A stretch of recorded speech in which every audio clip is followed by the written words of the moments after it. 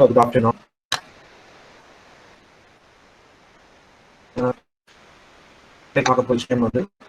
கடந்த கிளாஸ்ல பார்த்த நாங்க இந்த செயற்திட்ட மதிப்பாய்கின்ற நுட்பங்களை பற்றி பார்த்த நாங்க அதை நான் மீண்டும் ஒரு அதாவது அதை பற்றிய மதிப்பாய்வு செயற்திட்டம் செய்யலாமா? இந்த செயற்திட்டத்தை செய்யறதால ப்ராஜெக்ட் செய்யறதால எங்களுக்கு நன்மை என்ற சம்பந்தமாக அல்லது சாதகமான விளைவை தருகிறதா அல்லது சாதகமான விளைவை தருகிறதா என்ற விடையை காண்பதற்காகத்தான் இந்த செயற்திட்டத்தை நாங்கள் மதிப்பு அதுல 2 வகையான நுட்பங்கள் பயன்படுத்தப்படுகிறது என்று சொல்லி ஏற்கனவே பார்த்து நாங்கள் ஒன்று கழிவு செய்யப்படாத காசு பாய்ச்சல் நுட்ப முறைகள் கழிவு செய்யப்பட்ட காசு பாய்ச்சல் நுட்ப முறைகள் என்று நுட்ப முறைகள் கையாளப்பட்டிருக்கிறது. கழிவு செய்யப்படாத காசு பாய்ச்சல் முறைகள் காலம் அடுத்தது வருவாய் வீதம் கழிவு செய்யப்படாத காசு பாய்ச்சல் நுட்ப முறை. அதுக்கு பிறகு பார்த்தோம் கழிவுப்பட்ட நுட்ப முறைகள். கழிவு செய்யப்பட்ட பாய்ச்சல் நுட்ப முறைகள்ல பார்த்துனாங்க ஒன்று தேறிய இச்சை பெறுமதி, அதாவது வேல்யூ என்றாங்க அதை எப்படி கால்குலேட் பண்றது. அதே போல வருவாய் வீதம் அல்லது விலை வீதம் ரேட் ஆஃப் ரிட்டர்ன் உள்ள வருவாய் வீதம் அல்லது விளைவு வீதம் என்றால் என்ன, அதை எவ்வாறு கால்குலேட் பண்றது, அந்த சாதக பாதகங்களை பார்க்கணும். அதோட சேர்த்து நுட்ப முறைகள்ல மிக இருக்கிற 3 முறைகளை தான் நாங்கள் இந்த வகுப்பில் அனலைஸ் பண்ண போகணும். அதுக்கு முதல் கழிவு செய்யாத காசு பாய்ச்சல் நுட்ப முறைகள், கழிவு செய்யப்பட்ட காசு பாய்ச்சல் முறைகள், அதுல என்னென்ன நுட்ப முறைகள் பயன்படுத்தப்படுகிறது என்ற தொடர்பான அறிவு கடந்த வகுப்புகளில் உங்களுக்கு வழங்கப்பட்டு விட்டன. அதனால் மீண்டும் அதை உங்களுக்கு சொல்வதற்கு கருத்து என்றால் மீள்செலுகை காலம் என்று சொல்லப்படுவது ஒரு கழிவு செய்யப்படாத காசு பாய்ச்சல் நுட்ப முறையில ஒரு முறை. செயற்திட்டத்தின் காசு உட்பாட்டையும் காசு வெளிப்பாய்ச்சலையும் சமனாக எடுக்கும் நேரம், அதாவது செயற்திட்ட ஆரம்ப காசு முதலீட்டினை பெற எடுக்கும் நேரம்தான் மீள் செலுத்துகை காலம் என்று நாங்கள் சொல்லுவோம். அந்த பேபேக் பீரியட் வந்து ஒரு கழிவு செய்யப்படாத காசு பாய்ச்சல் முறை. அதனோட சேர்த்து நாங்க பார்த்து அதாவது கணக்கீட்டு வருவாய் வீதம் அக்கவுண்டிங் ரேட் ஆஃப் ரிட்டர்ன் மூலதனத்தின் மீதான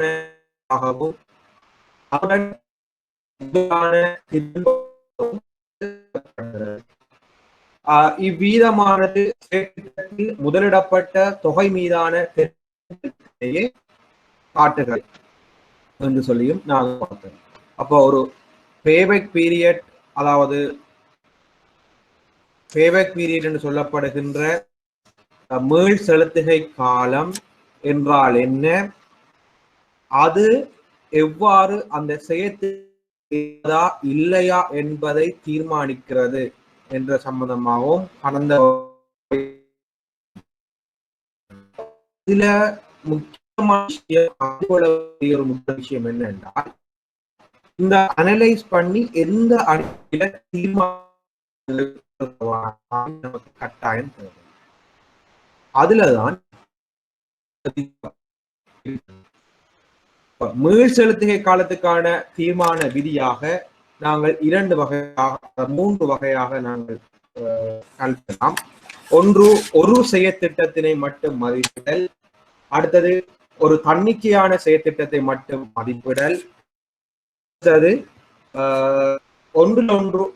ஒன்றை ஒன்று சாராத செயற்திட்டங்களை மதிப்பிடல் போன்றவற்றை நாங்க அதை அனலைஸ் பண்ணணும். அப்ப ஒரு மீள்செலுத்திய காலம் என்பது ஒரு செயற்திட்டத்தினுடைய காசு உட்பாய்ச்சலையும் காசு வெளிப்பாய்ச்சலையும் சமனாக்க எடுக்க நேரம். அதாவது நாங்கள் ஒரு திட்டத்தை முதலீடு செய்யறோம், அந்த முதலீடு செய்யப்பட்ட காசை மீள பெறுவதற்கு எடுக்கிற நேரத்தை தான் நாங்கள் மீள் செலுத்திய காலம். அப்ப தீர்மான விதி என்று சொல்லப்படுவது என்றால் இலக்குப்படுத்தப்பட்ட மீள் செலுத்துகை கால மீள் செலுத்துகை காலம் வந்து குறைவாக காணப்படுமாக இருந்தால் எங்களுக்கு இந்த காசு திருப்பி கிடைக்கும் என்று.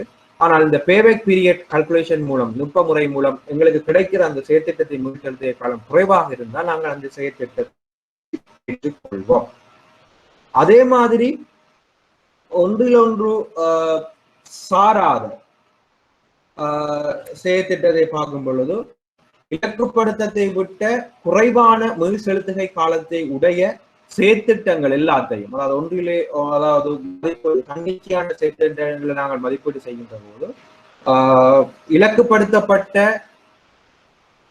மீள் செலுத்துகைகளை விட குறைந்த காலத்தை உடைய மீள் செலுத்துகை காலத்தை உடைய அனைத்து ப்ராஜெக்டையும் நாங்கள் அக்செப்ட் பண்ணலாம். அதே மாதிரி ஒரு தன்னிச்சையான செயற்திட்டத்தை, அதாவது ஒரு செயற்திட்டத்தை மட்டும் நாங்கள் மதிப்பிடுகின்ற பொழுதும் இலக்குப்படுத்தப்பட்ட மீள் செலுத்துகை காலம் வந்து செயற்திட்டத்தினுடைய மீள் செலுத்துகை காலத்தை விட குறைவாக இருக்குமாக இருந்தால் இலக்குப்படுத்தப்பட்ட மீள் செலுத்துகை காலம் வந்து மீள் செலுத்துகை காலத்தை விட மீள் செலுத்துகை காலத்தை விட குறைவாக இருக்குமாக இருந்தால் அந்த செயற்திட்டமானது நிராகரிக்கப்படுகிறது. இப்ப நாங்கள் இலக்குப்படுத்தப்படுறது 5 வருஷம் என்று, ஆனால் செயற்திட்டத்துல போட்ட காசு விரைவாக கிடைக்கல, கால தாமதிச்சு தான் எங்களுக்கு கிடைக்குது. செயற்திட்டத்தினுடைய காசு வந்து இலக்குப்படுத்துற 5 வருஷம் என்று, ஆனா போட்ட காசு 8 வருஷத்தால மீள திருப்பி கிடையாது என்று சொன்னால் இலக்குப்படுத்தப்பட்ட காலத்தை விட மீள் செலுத்துகை காலம் வந்து உயர்வாக காணப்படும் அந்த திட்டத்தை நாங்கள் நிராகரிப்போம். அதே மாதிரி இலக்குப்படுத்தப்பட்ட செயற்திட்டத்தினுடைய மீள் செலுத்துகை காலமும் சமனாக அது முகாமை தீர்மானம் எடுக்க வேண்டும் எந்த ப்ராஜெக்டை செய்யறதா அல்லது இந்த ப்ராஜெக்டை சொல்லு. சரிதானே? ஏன் நான் இதை படிப்பிக்கிறேன் என்று விளங்கிதான் நாங்க இப்ப படிக்க போற அதனாலதான் நான் இப்ப படிப்பித்த விடயத்தை மீண்டும் உங்களுக்கு நினைவை ஊட்டுகிறேன். சரி, அப்ப உங்களுக்கு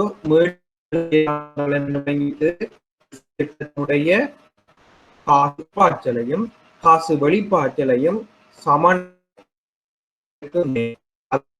செயற்திட்டத்தின் ஆரம்ப காசு முதலீட்டினை பெற எடுக்க ஒரு நேரம். சோ இந்த மீள் செலுத்து காலம் என்பது செயற்திட்ட மதிப்பாய்வு நுட்ப முறையில் ஒரு கழிவு செய்யப்படாத காசு பாய்ச்சல் நுட்ப முறையாகும். தீர்மான விதி 3 வகையாக நோக்கப்படுகிறது. ஒன்று, ஒரு செயற்திட்டம் இங்கு இலக்குப்படுத்தப்பட்ட மீள் செலுத்துகை காலத்தினை விட செயற்திட்டத்தினுடைய மீள் செலுத்துகை காலம் குறைவானதாக இருக்குமாக ஏற்றுக்கொள்ள இலக்குப்படுத்தப்பட்ட மீள் செலுத்துகை காலத்தை விட செயற்திட்டத்தினுடைய மீள் செலுத்துகை காலம் உயர்வாக அந்த ப்ராஜெக்ட் நிராகரிக்கப்படும். இலக்குப்படுத்தப்பட்ட செயற்திட்டத்தினுடைய செலுத்துகை காலமும் சமனாக இருந்தால் அந்த ப்ராஜெக்டை செய்வதா அல்லது நிராகரிப்பதா என்பது தொடர்பாக முகாமை தான் தீர்மானம் எடுக்கும். அதே போல் தன்னிச்சையான செயற்திட்டங்களை மதிப்பீடு செய்கின்ற போது இலக்குப்படுத்தப்பட்ட மீள் செலுத்துகை காலத்தை விட மீள் செலுத்துகை காலம் குறைவாக அனைத்து செயற்திட்டங்களும்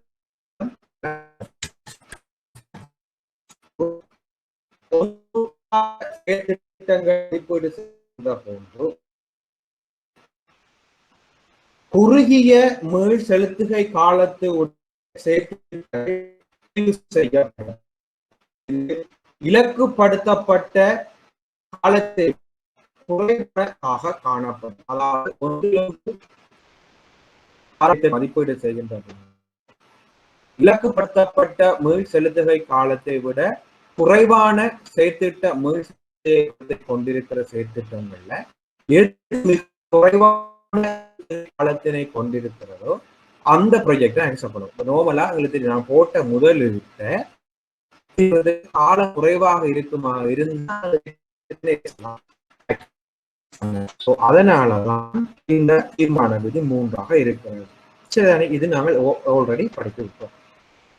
அடுத்து நாங்கள் பார்த்து நாங்கள் கணக்கீட்டு வருவாய் வீதம், ஈடுபடுத்தப்பட்ட மீதான அத்துடன் முதலீட்டின் மீதான முதலிடப்பட்ட தொகை மீதான திரும்பல் வீதத்தை நாம் எவ்வளவு முதலீடு செய்கிறோம், அந்த முதலீடானது எவ்வளவு ரிட்டர்ன் எங்களுக்கு திருப்பி தருகிறது என்பதனை காட்டுகிற ஒரு வீதம் தான் கணக்கு வீதம் என்று சொல்லப்படுகிறது. சராசரி லாபத்தை சராசரி முதலீடு பிரிக்கப்படப்படுவது கணக்கீட்டு வருவாய் வீதம் என்று.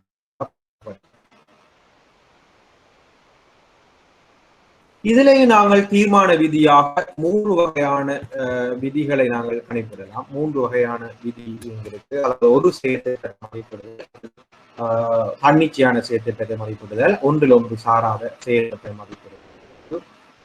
இலக்குப்படுத்தப்பட்ட ARR செயற்திட்டத்தினுடைய ARR அதிகமாக காணப்படுமா அந்த செயற்திட்டத்தை நாங்கள் முடியும். இடப்பட்ட ARR விட செயற்திட்டத்தினுடைய ARR கூடவா இருந்தா, நாங்கள் இலக்கு செய்யறோம் 10 வீதம் தான் எங்களுக்கு, ஆனால் ARR கல்குலேஷன் வருது 15 வீதம் எங்களுக்கு ARR கிடைக்குதுன்னா நாங்கள் அந்த ப்ராஜெக்டை ஏற்றுக்கொள்ள முடியும். அதே போல இலக்குப்படுத்தப்பட்ட ARR விட செயற்திட்டத்தினுடைய ARR, அதாவது அவரேஜ் ரேட் ஆஃப் ரிட்டர்ன் என்று சொல்லுவோம், வருவாய் வீதம் குறைவாக இருக்குமாக இருந்தால் அந்த இலக்குப்படுத்தப்பட்ட விட அங்கு குறித்த செயற்திட்டத்தினுடைய ARR குறைவாக இருந்தால் அந்த ப்ராஜெக்டை நாங்கள் நிராகரிக்க முடியும். அதே இலக்குப்படுத்தப்பட்ட ARR குறித்த செயற்திட்டத்தினுடைய ARR சமமாக இருந்தால் முகாமையானது தீர்மானம் எடுக்க வேண்டும் எந்த ARR நாங்க. அதுபோல ஒரு தொடர்ச்சியான ஒரு மதிப்பிடுகிற பொழுது ARR விட பெறுமதியை கொண்ட செயற்திட்டங்களுடைய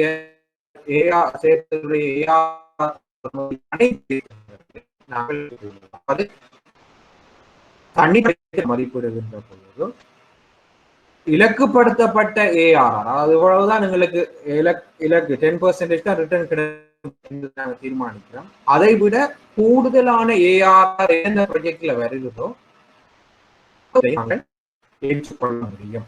இது தன்னிச்சையான ARR, தன்னிச்சையான செயற்திட்டங்களை மதிப்பிடுகிற போது உயர் பெறுமதி கொண்ட ARR-களில் இருந்து மிக உயர்ந்த பெறுமதியுடைய ARR, அதாவது அவரேஜ் ரேட் ஆஃப் ரிட்டர்ன், அதாவது எல்லா உயர்ந்த ARR பெறுமதி உள்ள ப்ராஜெக்ட்,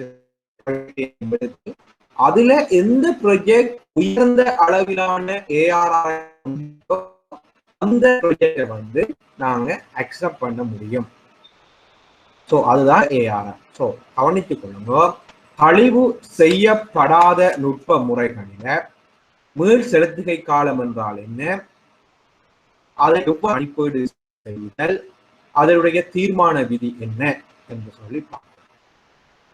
அதே போல கழிவு செய்யப்படாத காசுப்பாய்ச்ச நுட்பங்களில கணக்கீட்டு வருவாய் வீதம் என்ன, அதற்கான விதி என்று சொல்லி அடுத்தது கழிவு செய்யப்பட்ட அல்லது கழிவிடப்பட்ட நுட்ப முறைகள் என்றால் என்று பார்ப்போம்.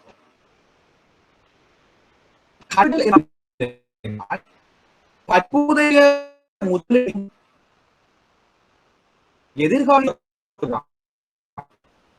எதிர்கால திரும்பல்களை நடுவயத்துடன் ஒப்பிடுவது பொருத்தமையாகும். இதன் காரணமாக பெறப்படுகின்ற வருவாய்க்கான இன்றைய பெறுமதியானது குறைவாக இருக்கும். அதாவது தற்போதைய ரூபாயின் பெறுமதியானது எதிர்காலத்தில் ரூபாயின் பெறுமதியை விட எதிர்கால பெறுமதியானது கட்டுப்படுத்தப்பட வேண்டிய இதன் அடிப்படையில் செயற்திட்டங்கள் மதிப்பீடு செய்யப்படும். எதிர்கால காசுகளினை இத்தகைய பெறுமதி மாற்றுகின்ற செயல்முறை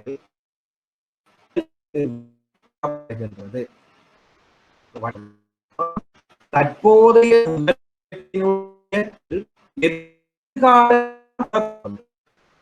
எதிர்கால திரும்ப நடைமுறை கிரயம்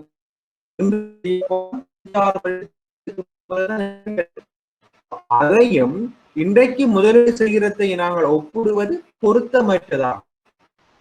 எதிர்காலத்தில் வருவாய்க்கான இப்பெறுமதியானது குறைவாக இருக்கு. நாங்கள் இன்றைக்கு இன்வெஸ்ட் பண்றோம், 5 லட்சத்துக்கு பிறகு அது 5 லட்சமோ அல்லது 6 லட்சமோ உங்களுக்கு வருவாயை தரப்போகிறது என்று சொல்லி சொன்னாலும் கொம்பையாகத்துல இன்றைய பெறுமதியானது குறைவானதாக இருக்கு. தற்போதைய ரூபாவின் பெறுமதியானது எதிர்காலத்தில் பெறப்படுகின்ற ரூபாயை விட அதாவது நாங்கள் சொல்றது அதே அந்த 1 லட்சம் 5 வருஷத்துக்கு பிறகு 1 லட்சம் ரூபாய் பெறுமதியாக இருக்குமா? இல்ல, பெறுமதி வீழ்ச்சி அடைந்ததாக காணப்படும். சோ அதைத்தான் சொல்றாங்க, ரூபாவின் பெறுமதி ஆனது எதிர்காலத்தில் என்ன செய்யப்படும்? அதிகமானதாக காணப்படும். எனவே எதிர்கால பெறுமதியானது இத்தகைய பெறுமதியினால் கட்டுப்படுத்தப்பட வேண்டும். மதிப்பிட வேண்டும். எதிர்கால காசு பாய்ச்சலை இன்றைய பெறுமதிக்கு தான் நாங்கள் கழித்தல் என்று சொல்றோம். முதலீட்டின் கிரயம் என்ற ஒரு விடயம் பயன்படுத்தப்படுகிறது. முதலீட்டின் கிரயம் ஒரு செயற்திட்டத்திற்கு ஒரு முதலீடு செய்வதனால் வேண்டிய வருவாய் வீதம் அல்லது அச்செயற்திட்டத்திற்காக முதலீடு பெறப்படுகின்ற போது உருவாக்கப்பட்ட கிரயம் என்று சொல்லப்படுகிறது. சரியா?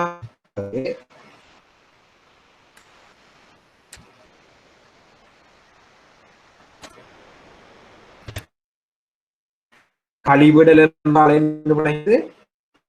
கழிவிடல் முதலீட்டின் கிரயம் ஒரு செயற்திட்டத்திற்காக ஒரு தொகை பணத்தை விட்டுக் கொடுக்கப்பட வேண்டிய வீதம் அச்செயற்திட்டத்திற்காக முதலீடுபடுகிற போது உருவாக்கப்படுகின்ற முதலீட்டின் கிரயம். இந்த முதலீட்டின் ஏனைய ஒரு A என்ற ப்ராஜெக்ட்ல இன்வெஸ்ட் பண்ண B என்ற ப்ராஜெக்ட் நாங்கள்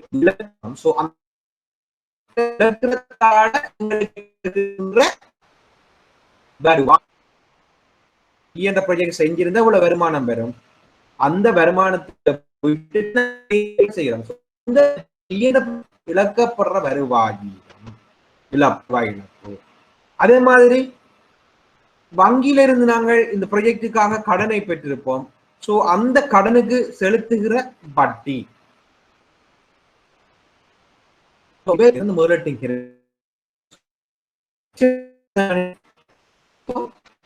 அடிப்படையாக வைத்துக் கொண்டுதான் இந்த கழிவு செய்யப்பட்ட காசு நுட்ப முறைகள் பெறுமதி வேறுபட்ட எதிர்காலங்கள் காசு உட்பாய்ச்சல்களினதும் வெளிப்பாய்ச்சல்களினதும் இன்றைய பெறுமதியைத்தான் பணத்தின் இன்றைய பெறுமதி என்று சொல்றோம். நாங்கள் இன்வெஸ்ட் பண்ணினோம் ஒவ்வொரு வருடங்களுக்கு வேறுபட்ட எதிர்காலத்தில் எழுகின்ற காசு உட்பாய்ச்சல்களினதும் வெளிப்பாய்ச்சல்களினதும் இத்தைய பெறுமதிக்கான என்ன எதிர்கால பெறுமதிய கைவிடப்பட்ட காரணியால பெருக்க பெறப்படுவது என்ன இச்சைய பெறுமதி என்று சொல்லப்படுகிறது. அப்ப எதிர்கால பெறுமதிய கழிவிடப்பட்ட காரணியால பெருக்கப்படுகிறது. கழிவிடப்பட்ட காரணி எங்களுக்கு தெரியும். முதலீட்டின் கிரயம் நாங்கள் தருவார்கள். முதலீட்டின் கிரயம் எவ்வளவு இந்த கிரயம் ஏற்படுகிறது, முதலீட்டுக்கு கிரயம் ஏற்படுகின்ற அடிப்படையில் இந்த கழிவிடல் பெறுமதி தீர்மானிக்கப்படும்.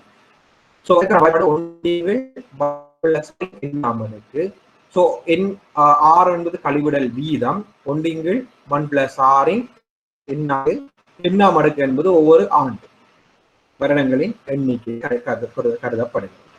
அந்த பெறுமதியை எதிர்கால பெறுமதியால பெருக்க பெறப்படுவதை இத்தைய பணப்பெறுமதி என்று இத்தைய பெறுமதி. இந்த கழிவிடப்பட்ட காரணிகள்ல இந்த கழிவிடப்பட்ட நுட்ப முறையில நாங்க பார்த்தோம். அடுத்தது தேறிய இச்சை பெறுமதி NPV. இது அடிக்கடி வினாக்களுக்கு வார விடை. காசு உட்பாய்ச்சலினுடைய இச்சைய பெறுமதிக்கும் காசு வெளிப்பாய்ச்சலுடைய இச்சைய பெறுமதிக்கும் இடையிலான தேறிய இச்சை பெறுமதி தேறிய இச்சைய பெறுமதி என்று சொல்லப்படும். அதாவது காசு வெளிப்பாய்ச்சல் என்பது நாங்க இன்வெஸ்ட் பண்ற எமௌண்ட், அதாவது நம்மளுடைய வெளிப்பாய்ச்சலாக இருக்கிறது. காசு வெளிப்பாய்ச்சலின் இச்சைய பெறுமதி காசு உட்பாய்ச்சல் என்றால் எங்களுக்கு கிடைக்கிற ரிட்டர்ன்ஸ், நாங்க முதலீடு செய்ததுக்கு கிடைக்கிற ரிட்டர்ன் எதிர்காலத்துல கிடைக்க இருக்கிற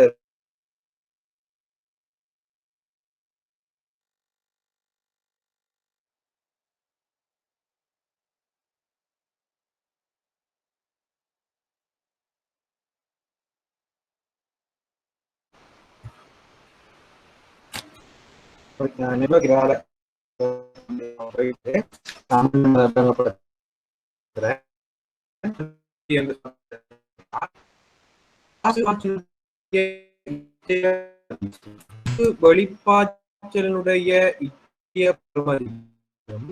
இடையிலான வேறுபாடை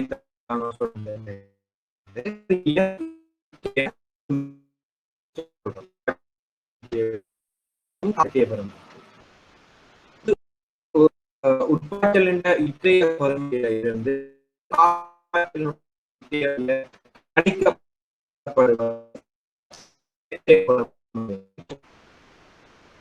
இதுலயும் வந்து ஒரு செயற்திட்டத்தை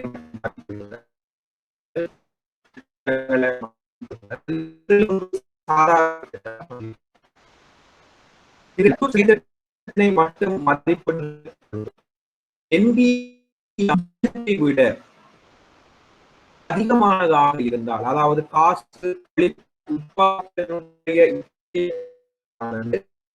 காசு பெறுமதியை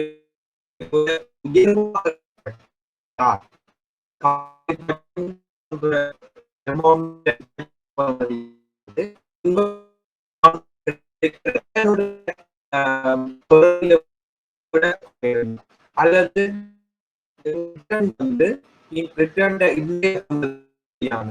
இப்ப இன்வெஸ்ட் பண்ற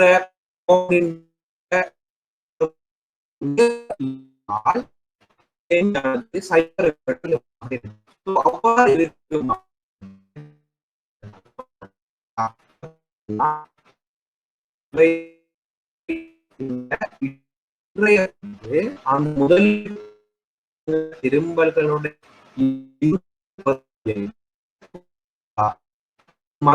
சொல்லலாமல் என்றால் நாங்கள் இன்று முதலீடு செய்கிற முதலீடு கிடைக்கின்ற திரும்ப பெறுமதியானது முதலீடு செய்கின்ற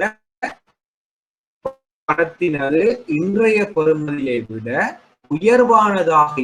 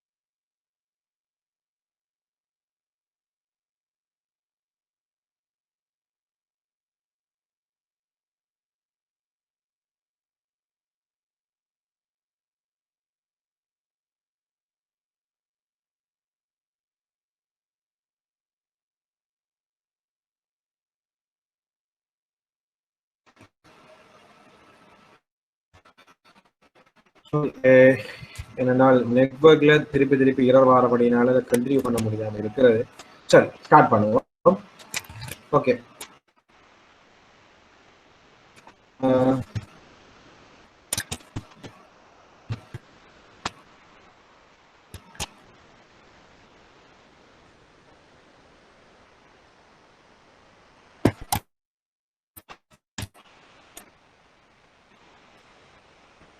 ஓகே. இப்ப அடுத்தது விஷயம், அதாவது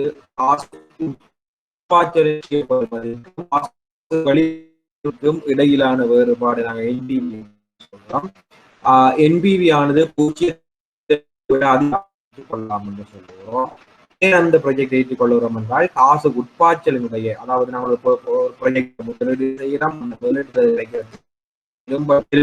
இன்றைய பெறுமதி நாங்கள் முதலீடு செஞ்ச இன்றைய பெறுமதி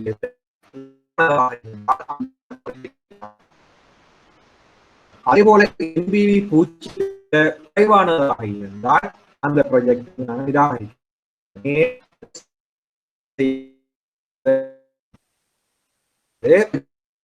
உட்பாய்ச்சல் இன்றைய கூடுதலாக இருந்தால், அது ரிட்டர்ன் இன்றைய பெறுமதி வந்து செஞ்சது இன்றைய பெறுமதி அந்த ப்ராஜெக்ட் வந்து பூஜ்ஜியத்தை விட குறைவானதாக குறைவானதாக என்பிடி இருக்குமானால் அந்த ப்ராஜெக்ட் நாங்க ரிஜெக்ட் பண்ணுவோம். அடுத்தது நாங்க பூஜ்ஜியத்துக்கு சமனாக இருந்தால் அந்த ப்ராஜெக்ட் வந்து அதாவது முகாமை வந்து தீர்மானத்தை எடுக்கும். ஒரு செயற்திட்டத்தினை மதிப்பிடுவது இந்த தீர்மானத்தை பயன்படுத்தப்படுது.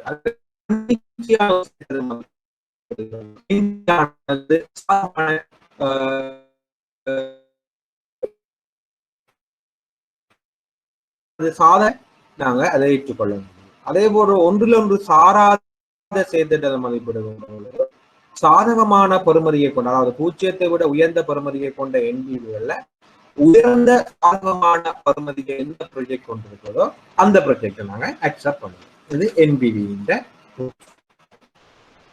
அடுத்தது நாங்கள் பார்த்து நாங்கள் ஐஆர்ஆர், அதாவது இன்டர்னல் ரேட் ஆஃப் ரிட்டர்ன் சொல்றோம். உள்ளக வருவாய் வீதம் அல்லது உள்ளக திரும்பல் வீதம் என்று சொல்றோம், அல்லது உள்ளக வருவாய் வீதம் என்று சொல்றோம். அதாவது தேறிய இச்சை பெறுமதியினை பூஜ்ஜியமாக காட்டுகின்ற கழிவிடப்பட்ட வீதமானது உள்ளக வருவாய் வீதம் என்று சொல்லப்படுகிறது.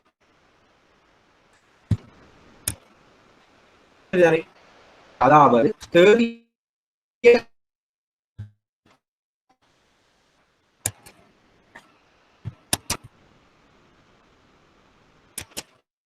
இச்சைய பெறுமதியை பூஜ்ஜியமாக காட்டுகின்ற கழிக்க வீதமானது பூஜ்ஜியமாக காட்டணும். அப்ப இதுல நீங்க விளங்கிக் கொள்ளணும், பூஜ்ஜியமாக காட்டப்பட வேண்டும் என்று சொன்னா காசு உட்பாய்ச்சலுடைய இச்சைய பெறுமதியும் காசு வெளிப்பாட்டினுடைய இச்சைய பெறுமதியும் ஒன்றுக்கொன்று சமனாக காணப்படுமாக இருந்தால்தான் தேறிய இச்சைய பெறுமதியானது பூஜ்ஜியமாக காணப்படும். சோ இந்த பூஜ்ஜியமாக காணப்படுறதுக்கு எந்த வீதமானது இருக்க வேண்டும், அதாவது தேறிய இச்சைய பெறுமதியினை பூஜ்ஜியமாக வீதமாக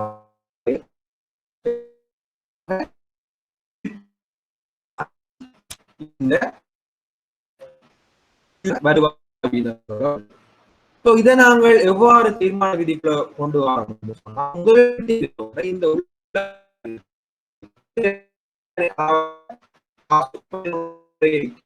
காசு வெளிப்பாட்டினுடைய பெறுமதியும் சமனாக அல்லது பூஜ்ஜியமாக இருக்கக்கூட எவ்வளவு கழிவிட வேண்டும் என்பது கால்குலேட் பண்ணப்படும். சோ ஐஆர்ஆர் வந்து முதலீட்டின் கிரயத்தை விட அதிகமாக இருந்தால் அந்த ப்ராஜெக்ட் அக்செப்ட் பண்ணுவோம்.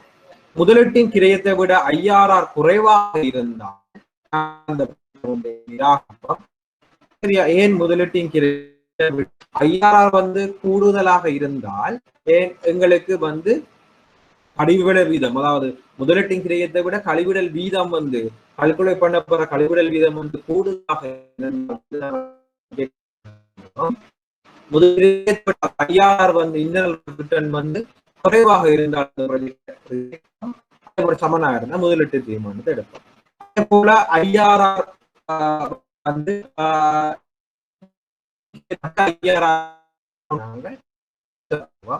ஒன்றோடு சாராத செயற்திட்டம் என்று சொன்னா முதலீட்டு கிடைத்தை விட உயர்ந்த ஏற்றுக்கொள்ள ஒரு சில சந்தர்ப்பங்கள்ல ஒன்றொன்று சாராத வேறுபட்ட இறுதி தீர்மானமானது என்பிவி என்ற அடிப்படையில்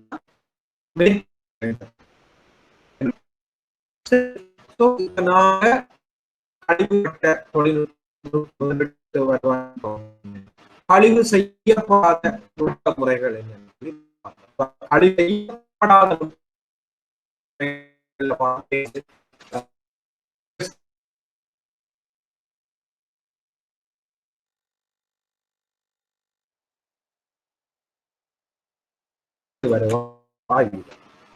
So, இதுல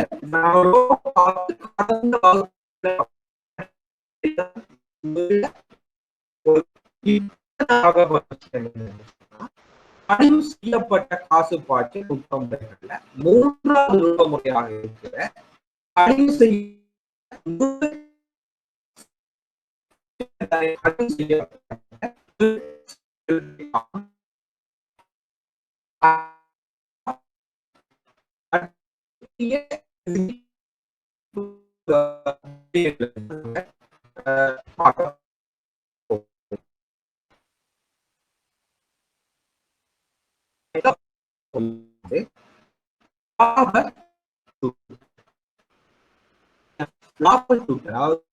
செய்யப்பட்ட காசு பாய்ச்சல் நுட்ப முறைகள்ல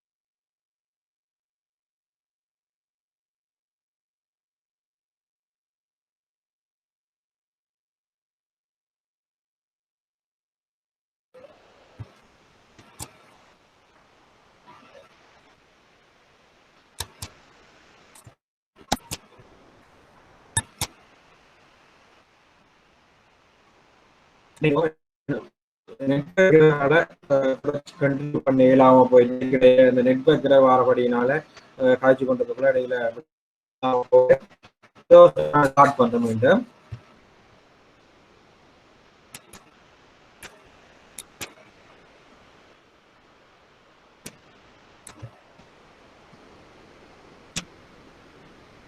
சரி.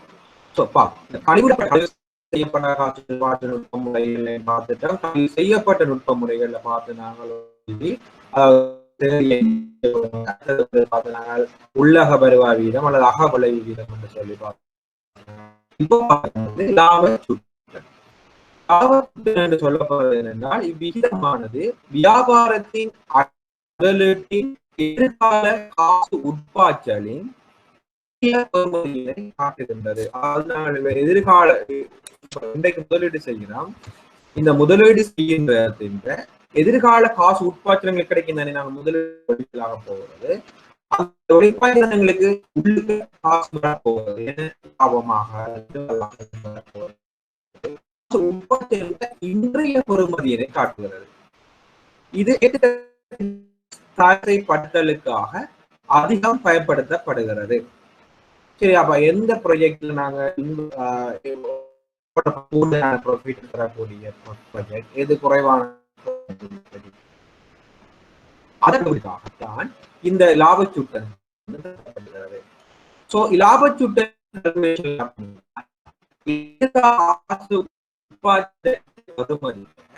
அடிப்படை முதலீட்டாளர் அப்படி இல்லாட்டி net present value அது மாறி net present value P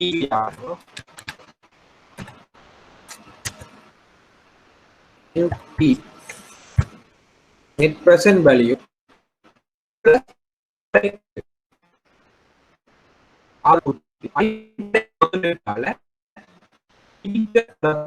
லாபச்சூட்டமாக இருக்கிறது. வியாபாரத்தின் அடிப்படை முதலீட்டினுடைய காசு உட்பாய்ச்சலின் இற்றைய பெறுமதியினை காட்டுவது லாபச்சூட்டல்.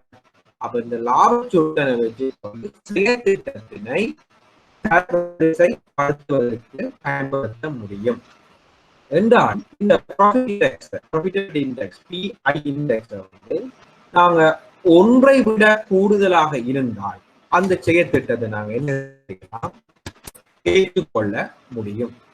அதாவது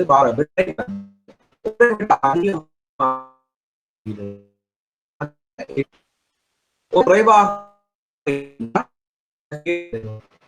நிராகரிக்க ஒன்றுக்கு சமனாக இருந்தால் முகாமை செய்கிறதா இல்லை. நாங்கள் ஒவ்வொன்றுக்கும் பார்த்தோம் தீர்மான விதி. கழிவு செய்யப்படாத நுட்ப முறைக்கும் தீர்மான விதி இருக்குது, கழிவு செய்யப்பட்ட நுட்ப முறைகளுக்கும் தீர்மான விதி. அதே போல NPV கழிவு செய்யப்பட்ட நுட்ப முறையில இருக்கு, IRRக்கும் தீர்மான விதி இருக்கு, ப்ராஃபிட்டபிலிட்டி இண்டெக்ஸ் இந்த தீர்மான விதி. அப்ப என்ன தீர்மான விதி? ப்ராஃபிட் இண்டெக்ஸ் ஒன்றை விட அதிகமாக இருந்தால் செயற்திட்டம் ஏற்றுக்கொள்ளப்படுகிறது, ஒன்றை விட குறைவாக இருந்தால் இண்டெக்ஸ் நிராகரிக்கப்படுகிறது. ஒன்றுக்கு சமமாக இருந்தால் முகாமை வந்து தீர்மானிக்கணும் இந்த ப்ராஜெக்டை ஏற்றுக்கொள்வதா அல்லது நிராகரிக்கிறத தீர்மானிக்கணும் முகாம். ஒரு கணக்கு செயற்திட்டம் தொடர்பாக எதிர்பார்க்கப்பட்ட காசு பாய்ச்சலானது இங்க பாருங்க, ஒரு கம்பெனி ஒரு செயற்திட்டத்தை ஆரம்பிக்க இருக்கிறது. இந்த செயற்திட்டத்தை ஆரம்பிக்கிறதால தனக்கு எவ்வளவு காசு வருகிறது அப்ப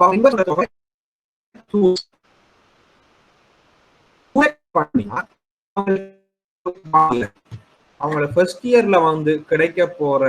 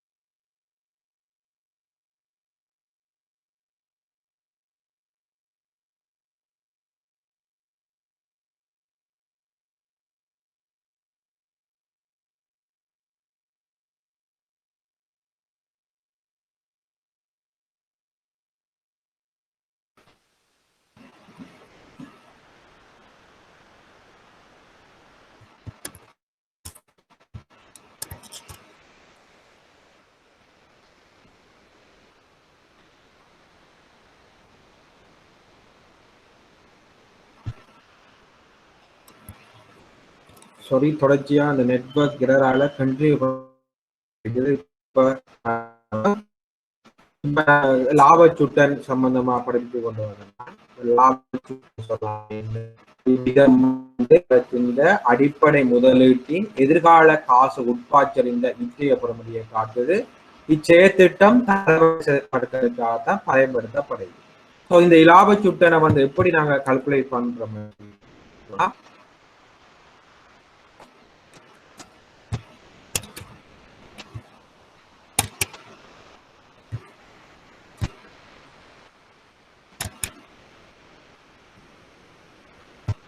லாபச்சுட்டனை நாங்கள் எப்படி கால்குலேட் பண்றோம் சொன்னா, எதிர்கால காசு உட்பாய்ச்சறிந்த அடிப்படை முதலீட்டால பிரிக்க பெறப்படுகிறது.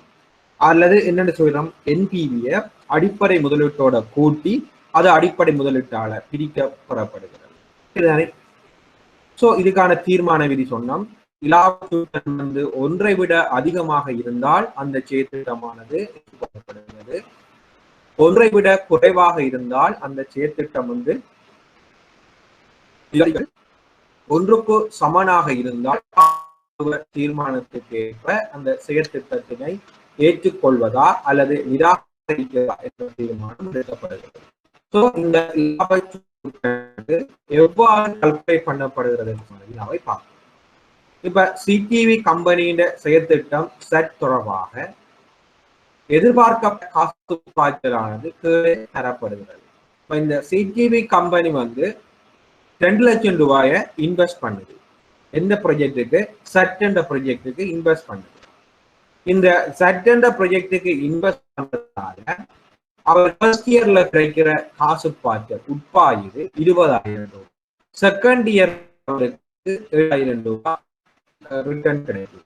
தேர்ட் இயர்ல 1,50,000 ரூபாய் கிடைக்குது. ஃபோர்த் இயர்ல 1,50,000 ரூபாய் அவருக்கு கிடைக்குது. இது அவர் எதிர்பார்க்கிற இந்த ப்ராஜெக்ட்ல இன்வெஸ்ட் பண்றதால அந்த சிடிவி கம்பெனி எதிர்பார்க்கிற கேஷ் தானே.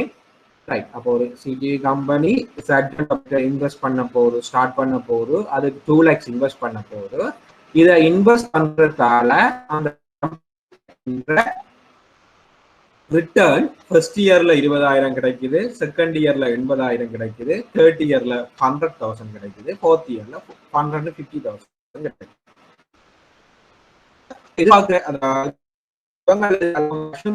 முதலீட்டின் கிரயம் வந்து 12%. முதலீட்டின் கிரயம் இந்த முதலீடு செய்யறதால அவங்களுக்கு ஏற்படுற கிரயம் வந்து 12% முதலீட்டின் கிரயம். பார்க்கலாம் இந்த கழிவிடல் வீதம். இப்ப கழிவிடல் வீதத்துக்கான வாய்ப்பு ஆல்ரெடி உங்களுக்கு விளங்கப்படுத்தி விட்டுட்டேன். 1/1+6 எண்ணாம் அடுக்கு. 1/1+6 எண்ணாம் அடுக்கு தான் இந்த கழிவிடல் வீதம். இப்ப நீங்க காசு பாய்ச்சல் கழிவிடல் வீதத்தை நாங்கள் பார்த்தோம் என்று சொல்லி சொன்னா,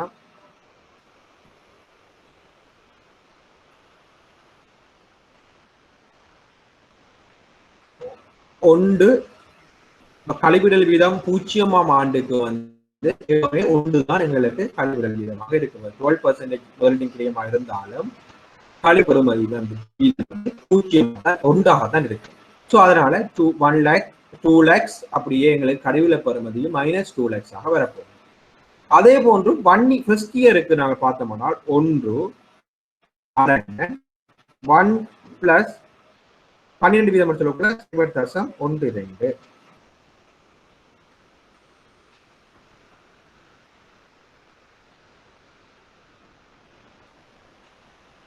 முழுவதும் முதலாம் அடுக்கு பாத்தமாக இருந்தால் 0.93 கழிவிடல் அந்த பெறுமதியால்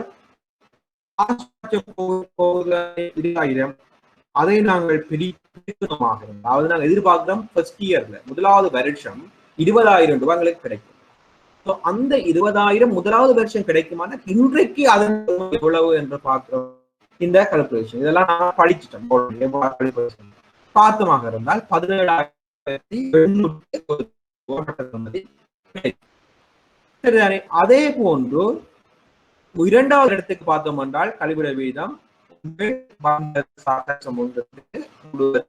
எண்ணாம் அடைக்கு 2ஆம் வருடம் மாற்றமாக இருந்தால் 0.79. ஸோ 80,000 இன்றைய பெறுமதி 63,760 ரூபாய் வருகிறது. எவ்வாறு பெறப்படுகிறது? இந்த 80,000 இந்த 0.797 கடுவியத்தால் பெருக்க பெறப்படுகிற பொழுது கடுவிடுவது. அதே போன்று 3வது வருடத்துக்கு 1,00,000 ரூபாய் நாங்கள் எதிர்பார்க்கிறோம் காசு உட்பாயும் என்று சொல்லி கழிவு வீதம் 12 வீதத்தை நாங்கள் கால்குலேட் பண்ண கழிவிடல் காரணியாக எங்களுக்கு டிஸ்கவுண்ட் ஃபேக்டர் கழிவிடல் காரணி 0.712 வரப்போகிறது. கழிவிடல் பெறுமதியாக 70,200 ரூபாய் வரப்போகிறது. அதே போன்று 4 வருடத்தில் எங்களுக்கு உட்பாய போகிறது 1,50,000.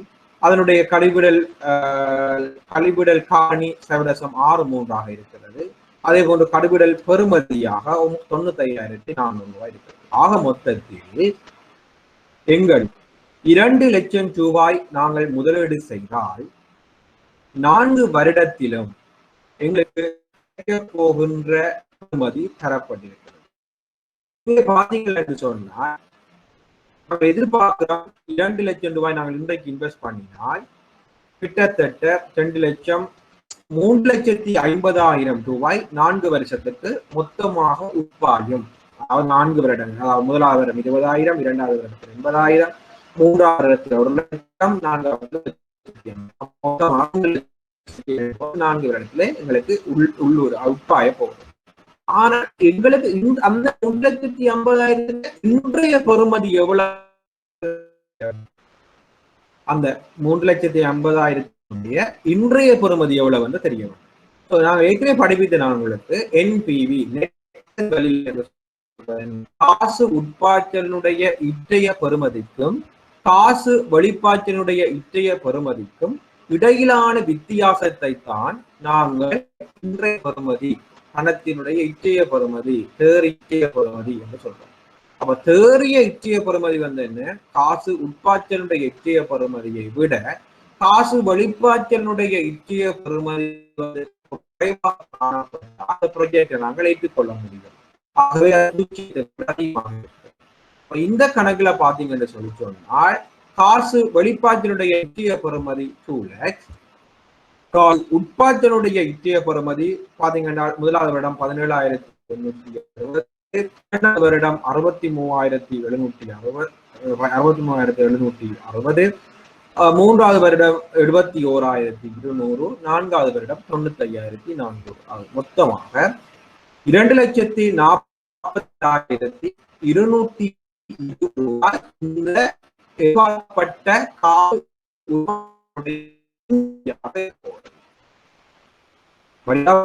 அதாவது எதிர்பார்க்கப்பட்ட காசு உட்பாய்ச்சல்கள் 3,80,000, அதனுடைய இன்றைய பெறுமதி 2,48,220 வீதத்தை வைத்துக் கொண்ட கண்டம். நீங்க இந்த 17,760ஐயும் 63,70,000ஐயும் 71,200ஐயும் 95,400ஐயும் கூட்ட வருகிற விடை 2,48,220. எங்களுக்கு தெரியும் காசு உட்பாய்ச்சலினுடைய இச்சைய பெறுமதியில இருந்து காசு வெளிப்பாய்ச்சலினுடைய இச்சைய பெறுமதியை கழிக்கதான் தேறிய பெறுமதி. அதனால் நீங்கள் என்ன செய்யலாம்? இந்த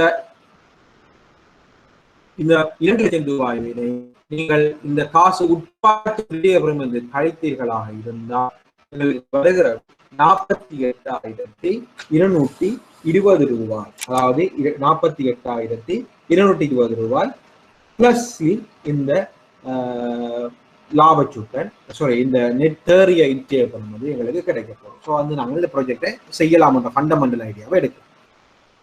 லாபச்சுட்டன் கணிப்பிடுகின்ற பொழுதோ எதிர்கால காசு உட்பாய்ச்சலினுடைய இச்சைய பெறுமதி வந்து எங்களுக்கு தெரியும் 2,48,220 ரூபாய். அப்ப எதிர்கால காசு உட்பாய்ச்சல் இச்சைய பெறுமதி எங்களுக்கு இந்த 17,860, 63,760, 70,200, இந்த 95,400 கூட்ட வருகிற விடை 2,48,220. இதை அடிப்படை முதலீட்டால் பிரிக்கப்பட வேண்டும். அடிப்படை முதலீடு 2 லட்சம் ரூபாய். ஆகவே இங்கு பாருங்கள் 2,48,220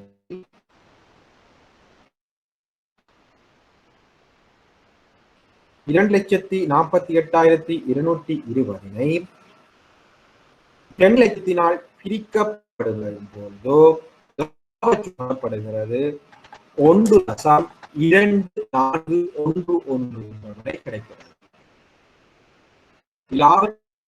எதிர்கால காசு உட்பாய்ச்சல் என்ற இன்றைய பெறுமதியை அடிப்படை முதலீட்டால் பிரிக்க பெறப்படுவது லாபம். இந்த லாபச்சுட்டன் ஒன்றை அதிகமாக காணப்படுகிறது. எதிர்கால காசு உட்பாய்ச்சலை நாங்கள் கணிப்பீடு செய்வோம். அதுதான் இந்த லாபம். எதிர்கால காசு உட்பாய்ச்சல் என்ற இன்றைய பெறுமதியை அடிப்படை முதலீட்டால் பிரிக்கப்பெற அடிப்படை முதலீடு நாங்கள் 2 lakhs தான் இன்வெஸ்ட் பண்ணியிருக்கிறோம். ஆனால் எங்களுக்கு அதாவது அடிப்படை முதலீடு 2 lakhs நாங்கள் எதிர்காலத்துல வரும் என்று எதிர்பார்க்கிற காசு உட்பாய்ச்சல் இன்றைய பெறுமதி 2,48,220. 1.2 டைம்ஸ் எங்களுக்கு அதிகமாக லாபம் கிடைக்கிறது. 2,40,220 காசு எங்களுக்கு ரிட்டர்ன் கிடைக்கிறது. அதாவது இன்றைய எதிர்காலத்தில் கிடைக்கிற பெறுமதி இன்றைய பெறுமதியாக இருக்கிறது.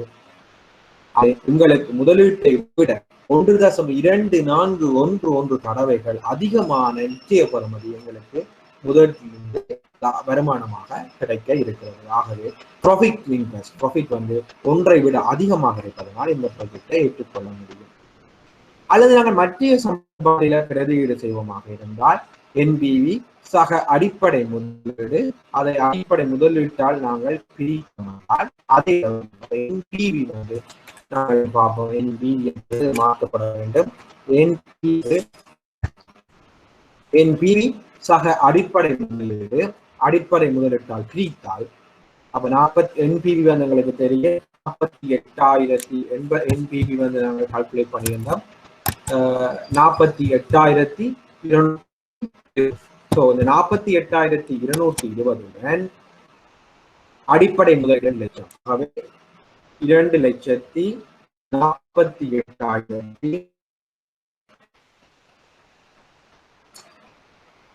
2,48,220 டிவைட் பண்ணுகிறோம். 2 லட்சம்.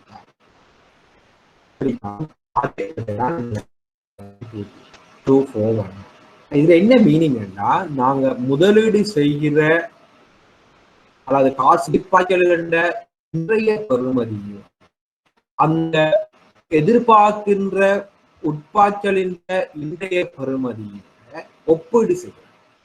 அப்ப ஒப்பீடு செய்யக்கூட எத்தனை மடங்கு எங்களுக்கு இன்றைய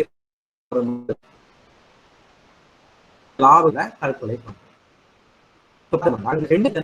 இன்வெஸ்ட் பண்ண பணம் அதுக்கு கிடைக்கிற உட்பாய்ச்சல் இன்றைய பெறுமதியானது 1.24 மடங்கு அதிகமாகத்தான் எங்களுக்கு வரப்போகிறது. போட்ட முதலீட்டை விட அதிகமான முதலீடு ரிட்டர்ன் தான் எங்களுக்கு கிடைக்க போகுது.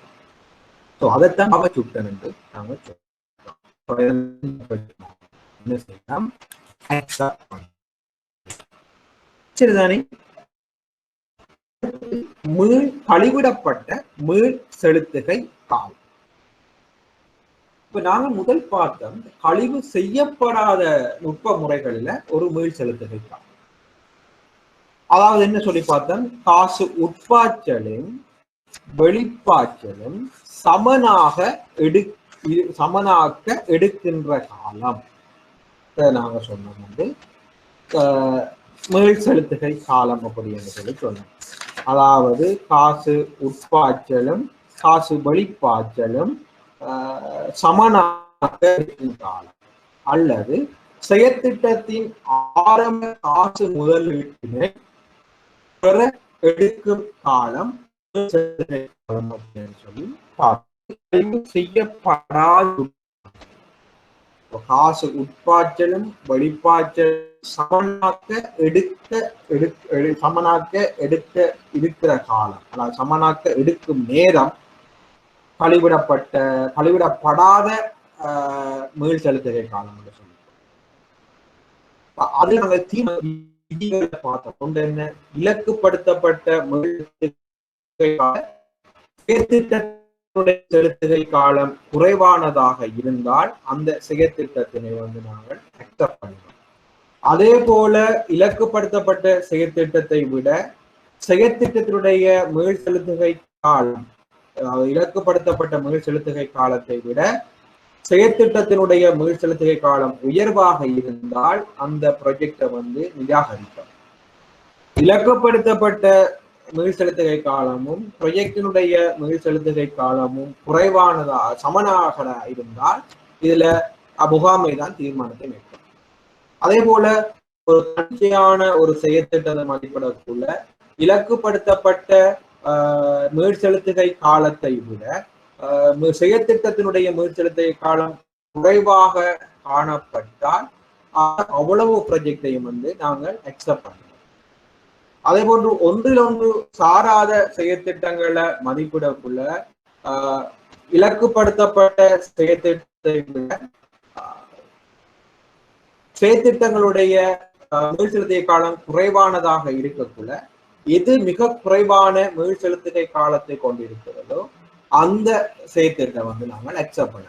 நாங்கள் போட்ட முதலீடு திரும்ப எங்களுக்கு கிடைக்க இருக்கிற காலம், அதாவது போட்ட முதலீடு பெற எடுக்கின்ற முதலீட்டை மீண்டும் பெற எடுக்கின்ற காலத்தை தான் அல்லது நேரத்தை தான் நாங்கள் மீள் செலுத்துகை காலம் என்று சொல்லி சொல்றோம். இங்கு பார்க்கிறோம் கழிவிடப்பட்ட மீள் செலுத்துகை காலம் என்றால் என்ன என்று. கழிவிடப்பட்ட மீள் செலுத்துகை காலம் என்பது கழிவிடப்பட்ட காசு பாய்ச்சலினை கணிக்கப்படுகின்ற மீள் செலுத்துகை காலமானது கழிவிடப்பட்ட மீள் செலுத்துகை காலம் எனப்படும். கழிவிடப்பட்ட காசு பாய்ச்சலினை பயன்படுத்துவதன் மூலம் கணிக்கப்படுகின்ற மீள் செலுத்துகை காலமானது கழிவிடப்பட்ட மீள் செலுத்துகை. நாங்கள் ஏற்கனவே பார்த்த மீள் செலுத்துகை காலத்துல கழிவிடல் வீதம் ஒன்று பார்க்கிறேன். டிரெக்டாவை காசு உட்பாய்ச்சலின்ற வெளிப்பாய்ச்சலையும் பார்த்து அதுல எவ்வளவு எங்களுக்கு சமனாக்க வெளிப்பாய்ச்சல் எப்ப சமனாகுது உட்பாய்ச்சலோட என்ற சொல்லிட்டு நாங்கள் பார்த்தோம். ஆனா இன்னும் பார்க்க கழிவிடப்பட்ட காசு பாய்ச்சலினை பயன்படுத்துவதன் மூலம் மீள் செலுத்துகை காலமானது கழிவிடப்பட்ட மீள் செலுத்துகை காலம் என்று சொல்லப்பட்டது. இதுல பார்த்தோம் என்றால் தீர்மான விதியில பார்த்தோம் என்றால் இலக்குப்படுத்தப்பட்ட மீள் செலுத்துகை காலத்தை விட செயற்திட்டத்தின் கழிவிடப்பட்ட மீள் செலுத்துகை காலம் குறைவானதாக இருந்தால் அந்த செயற்திட்டத்தினை ஏற்றுக்கொள்ள, அதாவது இலக்குப்படுத்தப்பட்ட மீள் காலத்தை விட செயற்திட்டத்தினுடைய கழிவிடப்பட்ட மீள் செலுத்துகை காலம் குறைவானதாக இருந்தால் அந்த செயற்திட்டத்தினை நாங்கள் ஏற்றுக்கொள்ள முடியும். அதே போல இலக்குப்படுத்தப்பட்ட காலத்தை விட செயற்திட்டத்தினுடைய உயர்வாக இருந்தால் அந்த செயற்திட்டத்தினை நாங்கள் நிராகரிக்க முடியும். சரியா? எங்களுக்கு மீள் செலுத்திய காலம் குறைவாக இருந்தால் தான் அந்த ப்ராஜெக்டை குயிக்கா முடிக்கும், அதாவது எங்களுக்கு ப்ராஜெக்ட் குயிக்கா ரிட்டர்னை தரும். ஸோ மீள் செலுத்திய காலம் குறைவாக இருந்தா நாங்க ப்ராஜெக்டை அக்செப்ட் பண்ணலாம். இங்க பாருங்க, இலக்குப்படுத்தப்பட்ட மீள் செலுத்துகை காலம் கைவிடப்பட்ட மீள் செலுத்துகை காலம் உயர்வாக இருந்தால் அந்த செயற்திட்டத்தை நாங்கள் ஏற்றுக்கொள்ள முடியும். அதே போன்று இலக்குப்படுத்தப்பட்ட மீள் செலுத்துகை காலம் செயற்திட்டத்தின் கழிவிடப்பட்ட மீள் செலுத்துகை காலத்தை விட குறைவாக இருந்த செயற்திட்டத்தினை நாங்கள் நிராகரிக்க முடியும். அதே போல இலக்குப்படுத்தப்பட்ட மீள் செலுத்துகை காலம் செயற்திட்டத்தின் கைவிடப்பட்ட மீள் செலுத்துகை கால சமனாக இருந்தால் அந்த ப்ராஜெக்டை செய்கிறதா இல்லையா என்ற சம்பந்தமாக முகாமை தான் தீர்மானம்.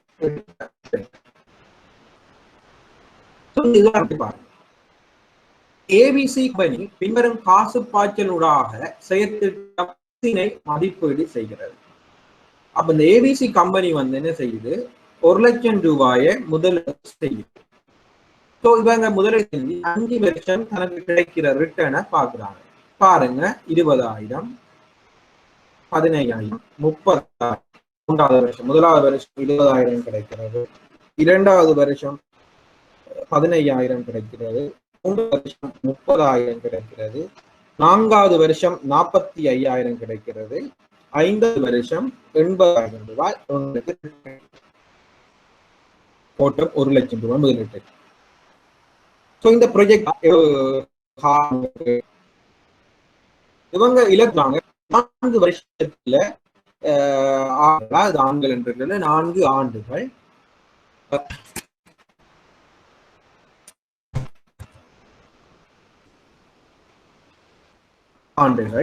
இந்த 4 ஆண்டுகள்ல வந்து இவங்களுக்கு வந்து காசு போட்ட முதல் மீள திருப்பி கிடைக்க வேண்டும் என்று சொல்லி இவங்க எதிர்பார்க்கப்படுது. ஸோ இந்த கால்குலேஷன் எப்படி செய்யணும்னு சொல்லி பார்ப்போம்.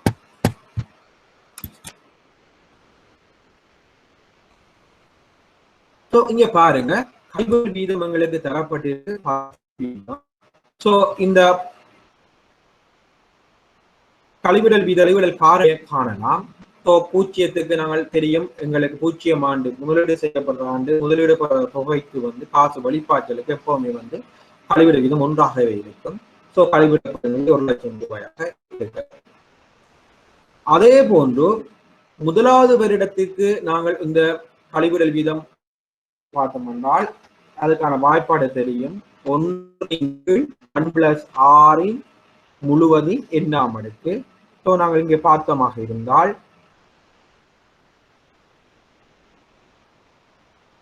1/1+6 0.10 முழுவதின் 3ஆம் அடுக்கு சொல்லி பார்த்தோம் என்றால் 909 கழிவிடல்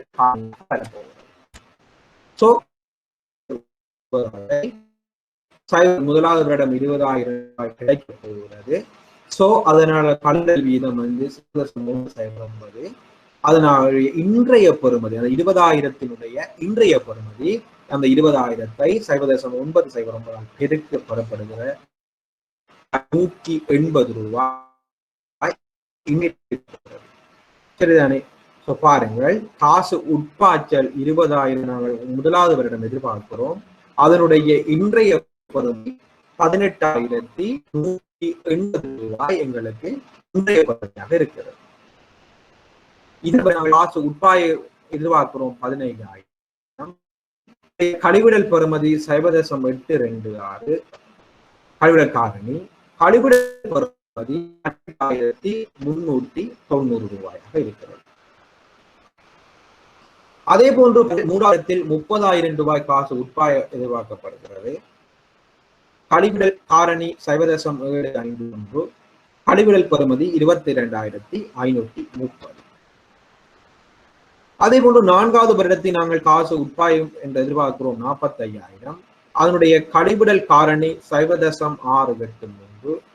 ஆகவே அந்த 45,000 இன்றைய பெறுமதி 30,735. அதே போன்று பாருங்கள், ஐந்தாவது வருடத்தில் எதிர்பார்க்கிறோம் காசு உட்பாய போகிறது 80,000. அதனுடைய கழிவிடல் வீதம் 0.1. இதனுடைய 49,680 ரூபாய். சரிதானே? நாங்கள் 1,00,000 ரூபாயை இன்வெஸ்ட் பண்ணினால் கிடைக்கிற பெறுமதிகள் தரப்பட்டிருக்கு. 20,000 முதலாவது வருஷம், இரண்டாவது வருடம் 1,000 கிடைக்கிறது, மூன்றாவது வருடம் 30,000 கிடைக்கிறது, நான்காவது வருடம் 80,000 கிடைக்கிறது, ஐந்தாவது வருடம் முதலாவது வருடம் 45,000 கிடைக்கிறது, ஐந்தாவது கிடைக்கிறது. ஆக மொத்தத்துல 1,90,000 தான் எங்களுக்கு ரிட்டர்ன் கிடைக்கிறது கணக்குல காட்டப்படுது. சரி பாருங்க, முதலாவது வருஷத்துல 20,000 கிடைக்கிறது, இரண்டாவது வருடத்தில் 15,000 கிடைக்கிறது, மூன்றாவது 30,000 கிடைக்கிறது, நான்காவது வருடத்தில் 45,000, 5,80,000 கிடைக்குது. ஆக மொத்தத்தில் 1,90,000 ரிட்டர்ன் கிடைக்குது. 1,05,000 மொத்தம். சோ 1,90,000 இன்றைய பெறுமதியை நாங்கள் பார்த்தோம். முதலாவது இடத்தில் 18,180 ரூபாய், இரண்டாவது வருடத்தில் 12,390 ரூபாய், நான்காவது வருடத்தில் 20,530 ரூபாய், நான்காவது வருடத்தில் 30,030, ஐந்தாவது வருடத்தில் 49,600. அந்த 1,90,000 இன்றைய 1,33,515 ரூபாயாக இருக்கின்றது. ஸோ கழிவிடல்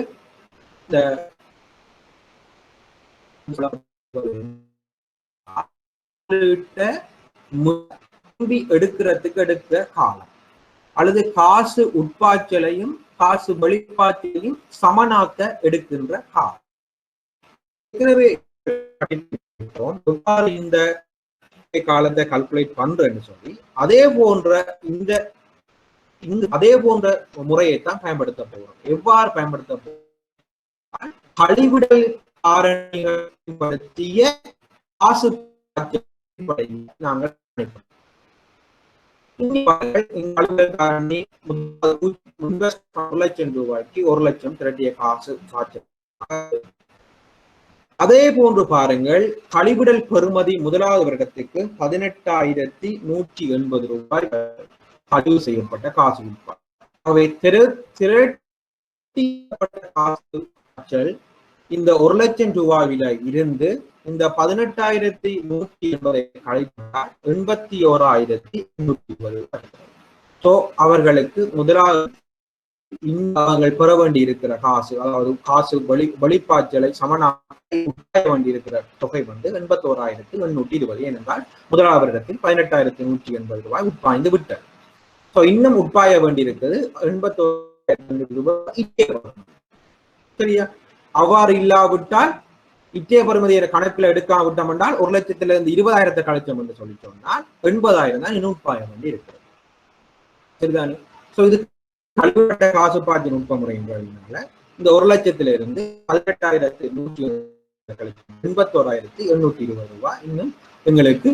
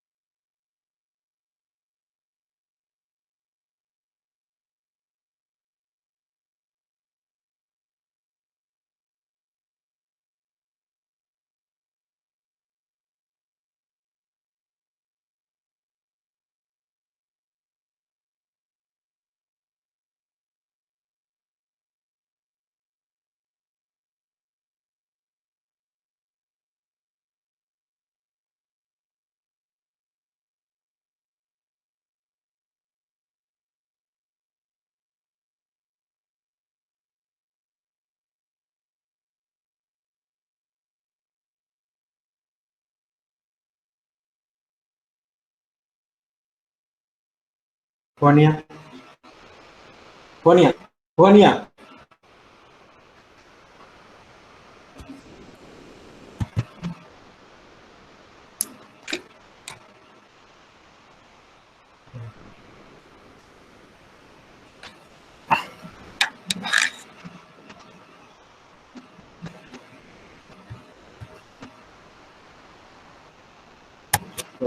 மீண்டும் அந்த நெட்வொர்க் இருக்கிறதால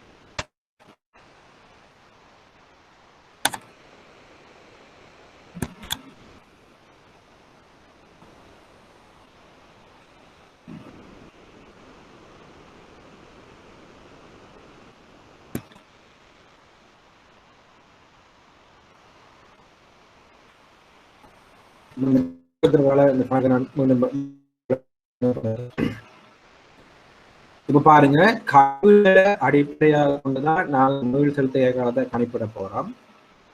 இந்த ப்ராஜெக்ட்ல பார்த்தோம்னு சொன்னா மீண்டும் விளங்கப்படுத்துறேன். இந்த நெட் வைக்கிறதால உங்களுக்கு விளங்காம போயிருக்கும். இந்த ஏபிசி கம்பெனி பின்வரும் பாய்ச்சலுடான செயற்கை செய்யுது. ₹1,00,000 முதலீடு செய்யுது. முதலாவது வருடம் காசு உட்பாகிறது. 2வது வருடம் 15,000 உட்பாகிறது. 3வது வருடம் 4வது வருடம் ₹45,000 உட்பாகிறது. வருடம் ₹80,000 உட்பாகிறது. ஆக மொத்தத்தில ₹1,00,000 முதலீடு செய்து 5 வருடத்தில ₹1,90,000 அவர்களுக்கு உட்பாகிறது. அதாவது லாபம் அதாவது கிடைக்கும். ஸோ இவங்க முதலீட்டின் கிரையும் 10% தீர்மானிக்கிறார்கள். இவர்கள் இதற்கு ₹1,00,000 4 வருடத்தை மீள கிடைக்க வேண்டும் என்று சொல்லி எதிர்பார்க்கிறார்கள்.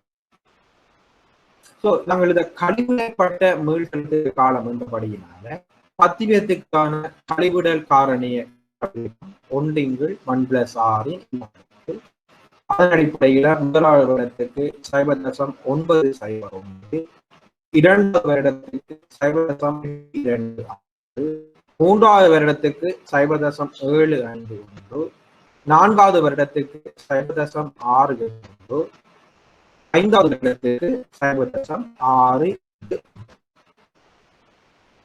ஸோ இதை வைத்துக்கொண்டு நாங்கள் இற்றைய பெறுமதியை கால்குலேட் பண்ணலாம். ஸோ முதலாவது வருடத்திற்கான இற்றைய 20,000 ஆகவே 18,180.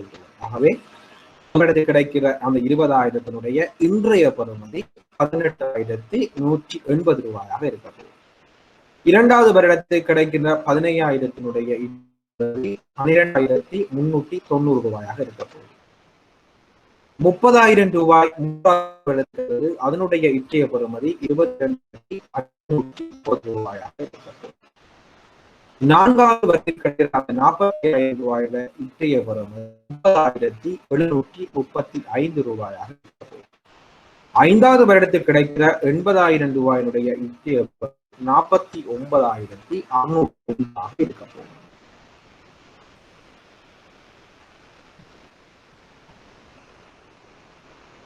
ஆக மொத்தத்துல 5 வருடங்கள்ல ₹1,90,000 கிடைக்கிற அந்த உட்திரும்பல்கள்ல அதாவது உட்பாய்ச்சல்கள்ல இன்றைய பெறுமதியாக ₹1,33,515.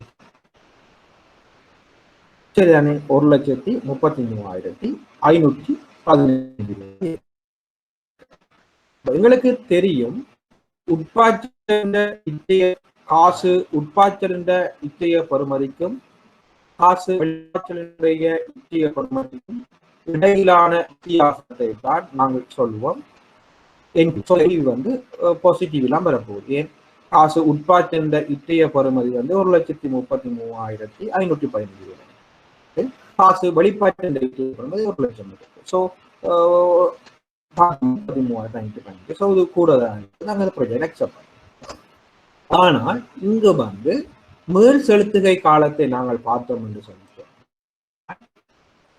₹1,00,000 இருக்கிறது. முதலாவது வருடம் எங்களுக்கு 18,180 இற்றைய பெறுமதியாக இருக்கிறது. அதாவது இற்றைய காசு உட்பாய்ச்சல் இன்றைய பெறுமதி 18,180. ஸோ இந்த கிடைக்கப்பட்டிருக்கு 81,820. சொன்னால் காசு உட்பாய்ச்சல் ₹12,390. ஆகவே எங்களுக்கு வர வேண்டி இருக்கிற காசு 69,430. வெளிப்பாய்ச்சலையும் எடுக்கிறதான் இந்த மீள் செலுத்துகை காலம். அதே போன்று 3வது வருடம் சொன்னா 22,000 3வது காசு உட்பாய்ச்சல் இற்றைய பெறுமதி. ஸோ இன்னும் எங்களுக்கு வர வேண்டி இருக்கிற காசு 46,900. நாரிடத்தை பார்த்தோம்னு சொல்லணும்னா 45,000 ரூபாய் காசு உட்பாக எதிர்பார்க்கும் இன்றைய பெறுமதி 30,725 இருக்கிறது. சோ இன்னும் எங்களுக்கு வர வேண்டி இருக்கிற காசு 16,135.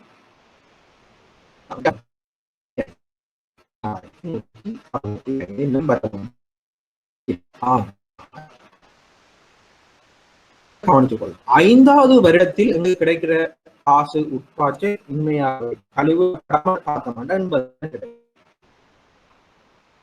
சரிதானே? கழிவீடு செய்ததுக்கு பிறகு பார்த்தோம்னா அந்த 80,000 இன்றைய பொருள் 49,680.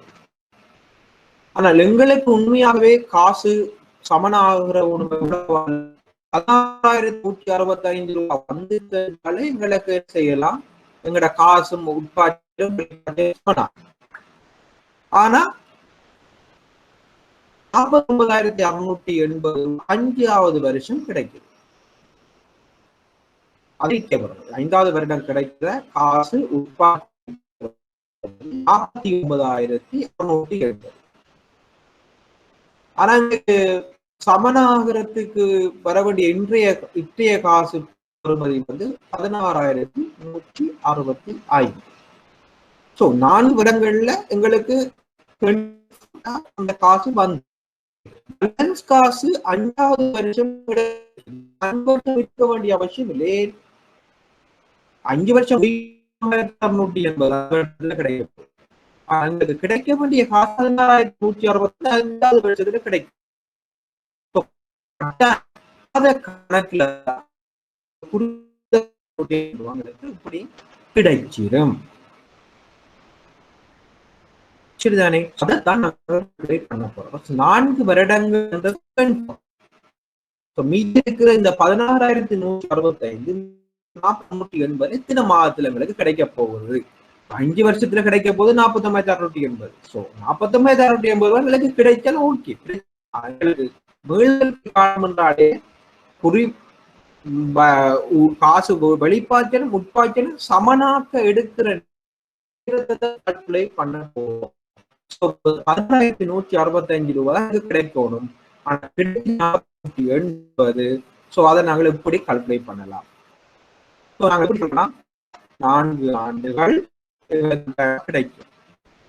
சோ 16,165 எவ்வாறு 16,165 அரண 49,600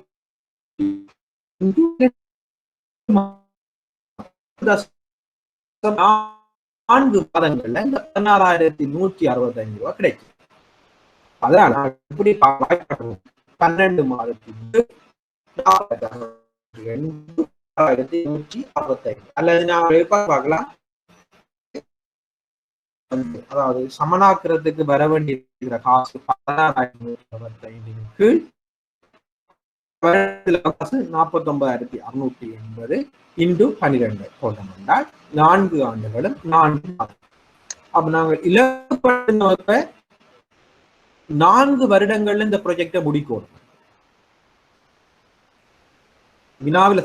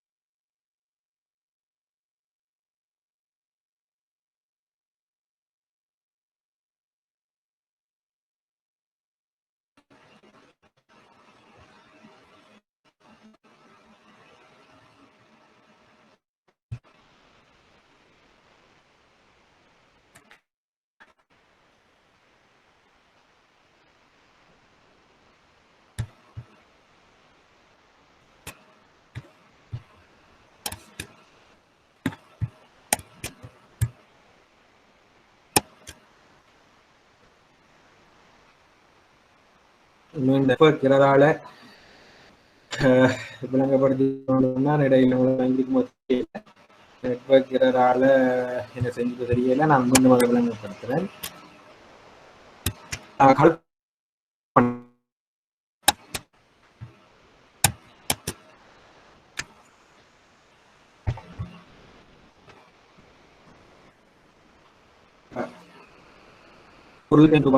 முதலீடு அந்த முதலீட்டில இருந்து வார ரிட்டர்ன் ஒவ்வொரு வருடமும் சொல்லி பார்த்தனாங்க. ஸோ அதனுடைய இற்றிய பெறுமதி பண்ணினாங்க. ஸோ முதலீட்டு வெளிப்பாய்ச்சல் செய்த உட்பாய்ச்சல் இற்றிய பெறுமதியும் சமனாக எடுக்கிற காலம் எவ்வளவுன்றதை கால்குலேட் பண்ண வேண்டும். அப்ப நாங்கள் ஒவ்வொரு வருடமாக காசு அது அதே போன்று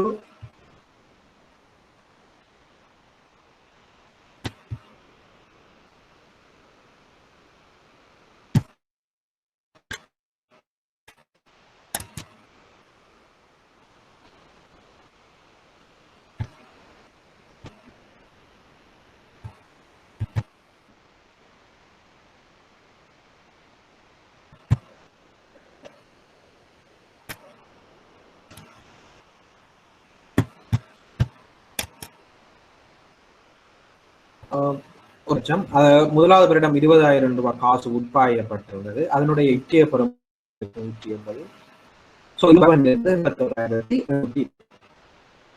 அதே வருடம் பார்த்தோம் 15,000 அதனுடைய இட்டிய பெறுமதி 12,330. எங்களுக்கு இந்த காசு 69,430. எதுக்காக? காசு உட்பாய்ச்சல் இட்டிய பெறுமதி. அதே போன்று காசு உட்பாய்ச்சலுடைய இற்றிய பெறுமதியை நாங்க நேரத்துக்கு சரியா. அப்ப இன்னும் காசு 69,430. அதாவது காசு உட்பாய்ச்சல் இற்றிய பெறுமதியும் காசு உட்பாய்ச்சல் சமனாக ஆகிறதுக்கு இன்னும் 69,430 ரூபாய் காசு தேவை. மூலதனம் வந்த காசு 30,000. அதனுடைய இற்றிய பெறுமதி 22,530. இன்னும் எங்களுக்கு இந்த 69,430 இருந்து அந்த 22,530 இன்னும் வர வேண்டி இருக்கு. பிறகு பார்த்தோம் பிறகு 4வது வருஷம் கழிவிடப்பட்டதுக்கு பிறகு பெறுமதியாக வந்து 30,730. இன்னும் எனக்கு காசு வெளிப்பாய்ச்சல் உத்திய பெறுமதியை தேவைப்படுற காசு 16,165 ரூபாய் இத்திய பெறுமதியில தேவைப்படுது. ஆனா 4வது வருடம் முடிந்து 5வது வருடம் எங்களுக்கு காசு கழிவிடப்படாம 80,000. நாங்கள் கழிவிடப்பட்டதுக்கு பிற்பாடு பார்த்தோம்னா 49,180 ரூபாய் கழிவு செய்யப்பட்ட காசு பிற்பாடு கிடைச்சிருக்கு 5வது வருடம். எங்களுக்கு உண்மையாக வர வேண்டும் சமனாக்கிறதுக்கு 16,165 ரூபாய் வர வேண்டும். ஆனா வந்திருக்குது 40,680 ரூபாய். 5 வருஷம் 12 மாதத்திலும் எங்களுக்கு வந்த காசு பாய்ச்சல், அதாவது 5வது வருடத்திலே வந்த காசு உட்பாய்ச்சல் இட்டிய பெறுமதி 49,680. ஆனா எங்களுக்கு மீள் செலுத்திய காலத்துல நாங்க பார்க்கிறோம் என்ன, இந்த காசு வெளிப்பாய்ச்சலின் இன்றைய பெறுமதி காசு உட்பாய்ச்சலின் இன்றைய பெறுமதியை சமனாக எடுக்கின்ற காலத்தை தான் நாங்க பார்க்கிறோம். சோ இங்க பார்த்தோம்னா எங்களுக்கு இன்னும் 16,165 ரூபாய் தான் தேவை. வந்திருக்கு 49,680 ரூபாய். எவ்வாறு இந்த 49,680 ரூபாய் கழிவு செய்யப்படாத காசு உட்பாய்ச்சலினுடைய இன்றைய பெறுமதி 49,680 ரூபாய்.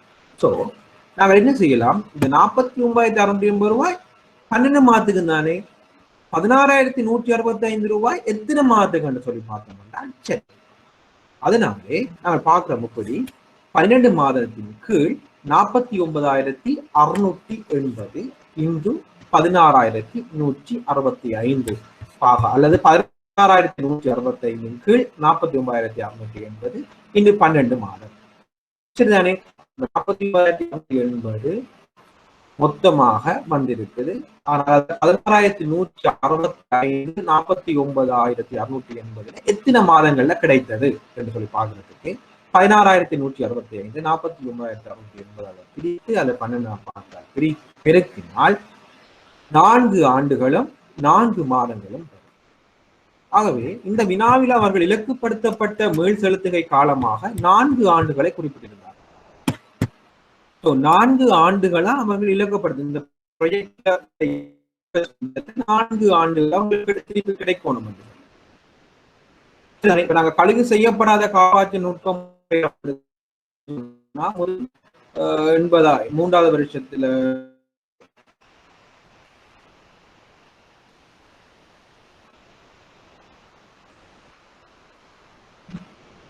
அவர்களுக்கும் 5வது வருடத்துல தான் அந்த காசு பாற்றல் கழிவு செய்ய மீள் செலுத்திய காலமும் வேண்டும். அதை நாங்கள் ஏற்கனவே நான் படிப்பிச்சு விட்டேன். அதனால இதுல சோ இதுல பார்த்தோம்னா கழிவு செய்யப்பட்ட காசு பாற்றல் நுட்ப முறையில பார்த்தோம் என்று சொல்லி சொன்னா இங்க 4 ஆண்டுகளும் 4 மாதங்களும் பாரப்படுகிறாங்க. இலக்குப்படுத்தப்பட்ட மீள் செலுத்துகை காலம் 4 ஆண்டுகள் தான் இருக்கு. ஆனால் கழிவிடப்பட்ட செலுத்திய காலம் 4 ஆண்டுகளும் 4 மாதங்களுமாக இருக்கிறதாக இந்த செயற்திட்டத்தை என்ன செய்கிறது? ஏன்னா இலக்கணம் 4 ஆண்டுகள்ல இந்த ப்ராஜெக்டை முடிக்க வேண்டும் என்று சொல்லி. ஆனா கழிவு செய்யப்பட்ட மீள் செலுத்திய காலத்தில் 4 ஆண்டு 4 ஆண்டை விட கூட வருகிறது. நாங்கள் இந்த ப்ராஜெக்டை ஏற்றுக்கொள்ள முடியாது. சரிதானே? இப்ப கழிவு செய்யப்பட்ட நுட்ப முறைகள்ல முதலாவது நாங்கள் என்பிவி, அதுக்கு பிறகு ஐஆர்ஆர், அதுக்கு பிறகு பார்த்து நாங்கள் லாப சுட்டன், அதுக்கு பிறகு பார்த்து நாங்கள் கழிவு செய்யப்பட்ட மீள் செலுத்துகை காலம். இறுதியாக பார்க்க போறோம் தேறிய இறுதி பெறுமதி. தேறிய இறுதி பெறுமதி நாங்கள் ஆல்ரெடி பார்த்திருக்கோம். தேறிய இட்டைய பெறுமதி என்று சொல்லி NPV, நெட் பிரசன்ட் வேல்யூ அப்படின்னு சொல்லி பார்த்தோம். நெட் பிரசன்ட் வேல்யூ என்றால் என்ன? காசு உட்பாய்ச்சலின் இட்டைய பெறுமதி காசு வெளிப்பாய்ச்சலினுடைய இட்டைய பெறுமதிக்கும் இடையிலான வேறுபாடு. காசு வெளிப்பாய்ச்சலினுடைய இட்டைய பெறுமதியானது உட்பாய்ச்சலினுடைய அல்லது காசு உட்பாய்ச்சலினுடைய இட்டைய பெறுமதியானது பெறுமதியை விட அதிகமாக கொள்ள முடியும் என்று சொல்லி நாம் பார்த்தோம். ஏன்? காசு உட்பாய்ச்சல் என்ற இட்டைய பெறுமதியில இருந்து காசு வெளிப்பாய்ச்சல் என்ற கழிக்க பெறப்பட்ட காசு உட்பாய்ச்சல் என்ற இட்டைய பெறுமதியை ஆனது இட்டைய பெறுமதியை விட அதிகமாக இருந்தால் அந்த ப்ராஜெக்ட் அக்செப்ட் பண்ணுது. அதாவது 0 விட அதிகமாக இருந்தாலும் அந்த ப்ராஜெக்ட் அக்செப்ட் பண்ணுது. அதே தேறிய இறுதி பெறுமதி நெட் டெர்மினல் வேல்யூ பார்ப்போம். அதாவது NTV என்று சொல்லுவோம். NTV டெர்மினல் வேல்யூ NTV என்று சொல்லுவோம். இந்த NTV என்பது தவறுதலாக NTV என்று சொல்லப்படும். தேறிய இறுதி பெறுமதி. செயற்திட்டத்தின் இறுதியில் வட்டி மற்றும் கடன் தவணை கொடுப்பனவுகளில் பின்னர் உள்ள செயற்திட்டத்தின் இறுதியில் வட்டி மற்றும் கடன் தவணை கொடுப்பனவுகளின் பின்னர் உள்ள காசு தேறிய இறுதி பெறுமதி என்று சொல்லப்படும். செயற்திட்டத்தின் இறுதியில் இப்ப நாங்கள் ப்ராஜெக்டுக்கு இன்வெஸ்ட் பண்ணக்குள்ள அவங்க சில நேரம் பேங்க்ல லோன் எடுத்திருக்கலாம். ஸோ அந்த லோனை வச்சு கொண்டு இன்வெஸ்ட் பண்ணிருக்கலாம். ஸோ அதைத்தான் நீங்க சொல்றோம். செயற்திட்டத்தின் இறுதியில் வட்டி மற்றும் கடன் தவணை கொடுப்பனவுகளின் பின்னர் உள்ள பெறுமதி என்று அழைக்கப்படும். நடைமுறையில் இம்முறை அதிகம் பயன்படுத்தப்படும். செயற்திட்டத்தின்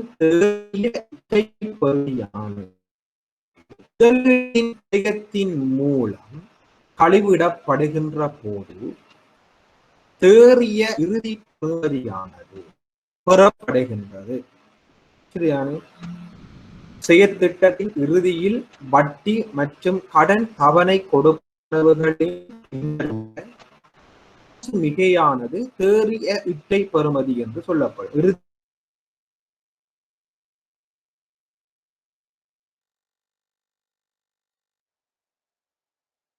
என்பது காசு பெறுமதிக்கும் காசு பெறுமதிக்கும் இடையிலான வித்தியாசத்தை தேறிய இட்டை பெறுமதி. தேறிய சொல்வது என்னென்றால் செயற்திட்டத்தில் இறுதியில் வட்டி மற்றும் தவணை பின்னருள்ள ஆசையானது தேறிய இறுதி பெறுமதி என்று சொல்லப்படும். நடைமுறையில் இவை அதிகம் பயன்படுத்தப்படும்.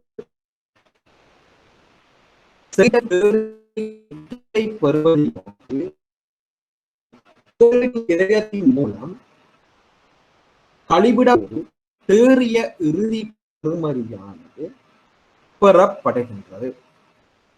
நாங்கள் உதாரண கணக்கு ஒன்று பார்க்கும் பொழுது இதை நீங்க விளங்கிக் கொள்ள முடியும்.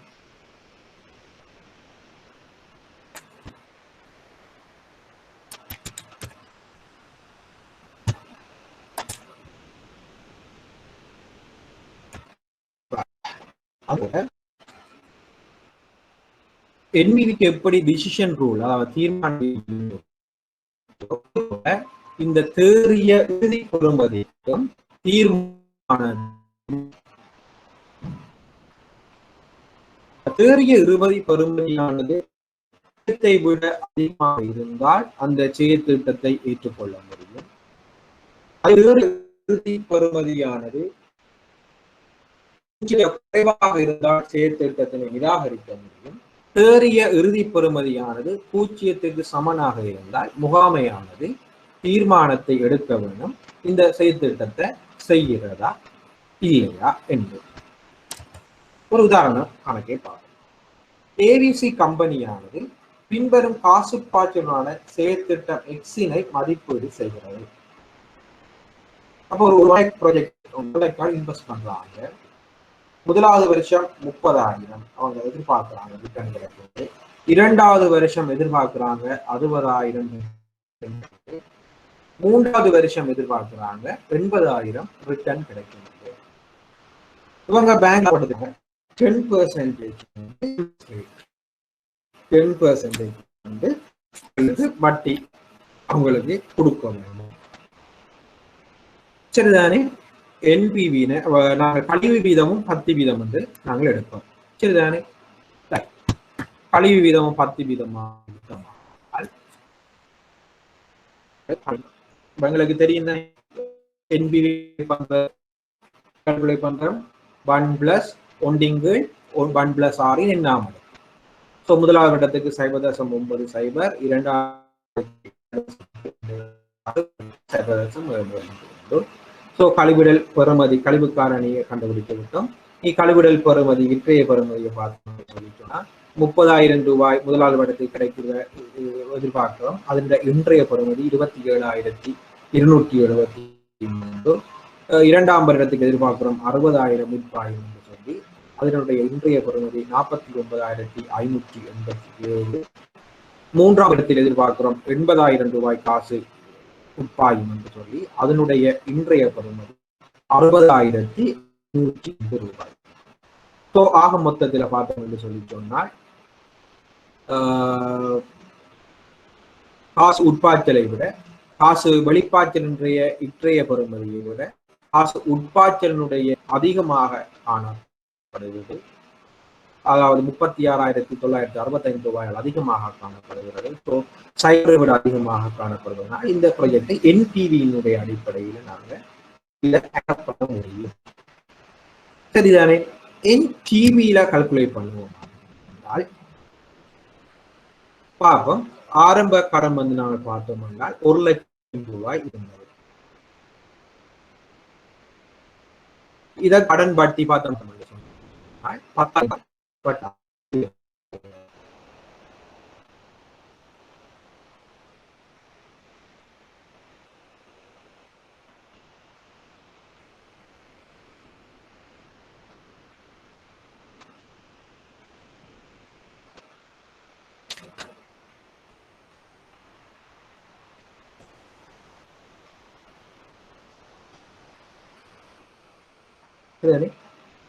ஆரம்ப கடன் 1,00,000 ரூபாயாக பெறப்பட்டது. இதன் கடன் வட்டி வந்து 10%. ஆகவே 10,000 ரூபாய் எங்களுக்கு கடன் வட்டியாக இருக்க போகிறது. மீண்டும் 2வது வருடம் இங்கு தரப்படுகிறது 80,000 ரூபாய் கடன் மீது இருப்பதாக. சரிதானே?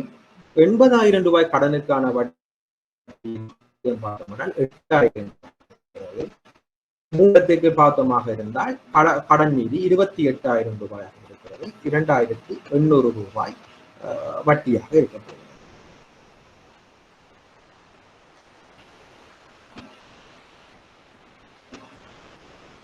இதன் செயற்திட்டத்தின் காசு உட்பாட்டிலே பார்த்தமாக இருந்தால் முதலாவது வருடம் அவர்களுக்கு வரப்போகின்ற காசு உட்பாய்ச்சல் 30,000. 2வது வருடம் அவர்களுக்கு வரப்போகிற காசு உட்பாய்ச்சல் 60,000. 4வது வருடம் வரப்போகின்ற காசு உட்பாய்ச்சல் 80,000 இருக்கிறது.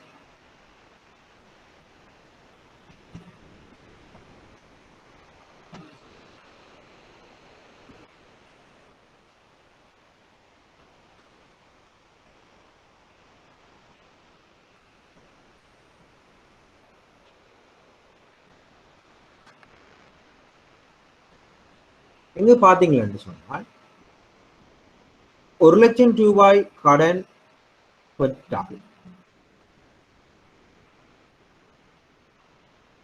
கடன் 1,00,000 ரூபாய் பெறப்படுகிறது. கடனுக்கான வட்டி 10% வழங்கப்படுகிறது. முதலாவது இடத்தில் அவர்களுக்கு கிடைக்கிற காசு உட்பாய்ச்சல் 30,000 ரூபாய்.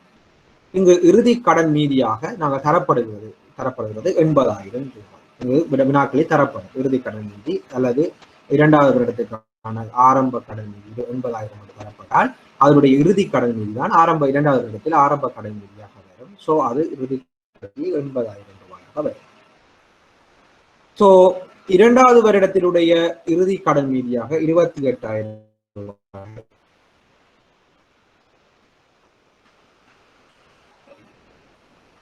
பாதமாக இருந்தால் 3வது வருடத்தினுடைய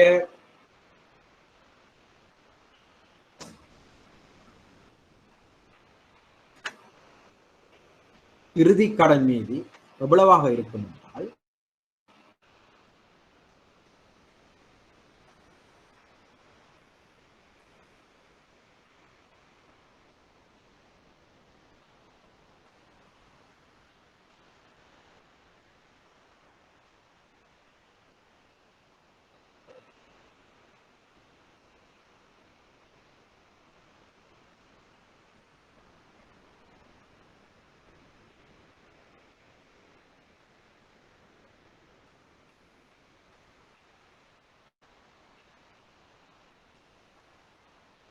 இரண்டாவது வருடத்துக்குரிய இறுதி கடன் மீதியை பார்க்க வேண்டும்.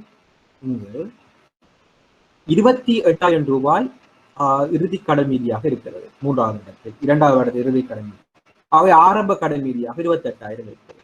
ஸோ கடனுக்கான வட்டி 2,800 ரூபாய் செலுத்தப்படுகிறது.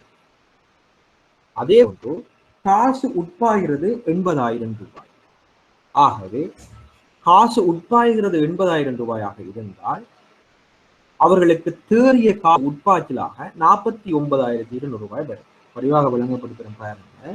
ஆரம்பத்துல 1,00,000 ரூபாய் எடுக்கிறாங்க.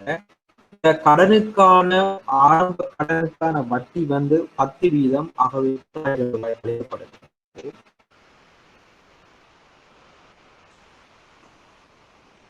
செயற்திட்டத்தின் மூலமான காசுப்பாய்ச்சல் அவர்களுக்கு 30,000 ரூபாய் வருகிறது.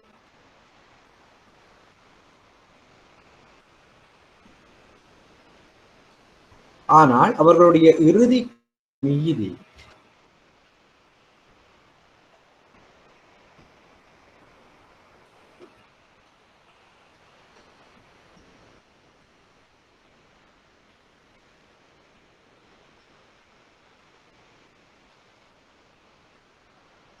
இறுதிக்கடன் மீதி முதலாவது வருடத்தில் 80,000 தரப்படுகிறது.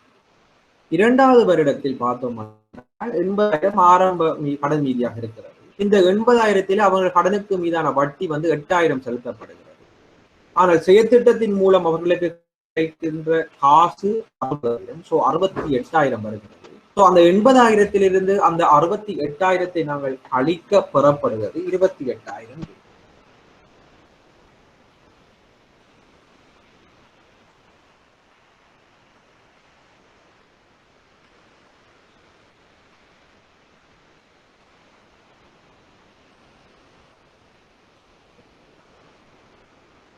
அதே போன்று மூன்றாவது வருடத்தில் ஆரம்ப கடன் மீதியாக 28,000 ரூபாய் இருக்கிறது. இந்த 28,000 ரூபாய்க்கு 10% கடன் வட்டி 2,800 ரூபாய். மூன்றாவது வருடத்தில் கிடைக்கிற காசு உட்பாய்ச்சல் 80,000 ரூபாய். ஆகவே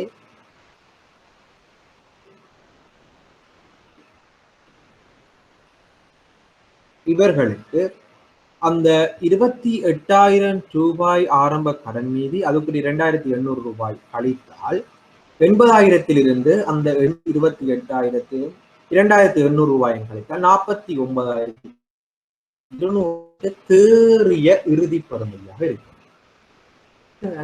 அதாவது செயற்திட்டத்தினுடைய வங்கி கடன் வட்டி மற்றும் கடன் தவணை கொடுப்பனவுகள் என்பவை இருக்கிற தான் நாங்கள் இங்கு NTB அதாவது தேறிய இறுதி பெறுமதி என்று சொல்றோம். சமன்பாட்டின் அடிப்படையிலையும் இந்த கணக்கில் பட முடியும். பாத்தீங்க என்று சொன்னா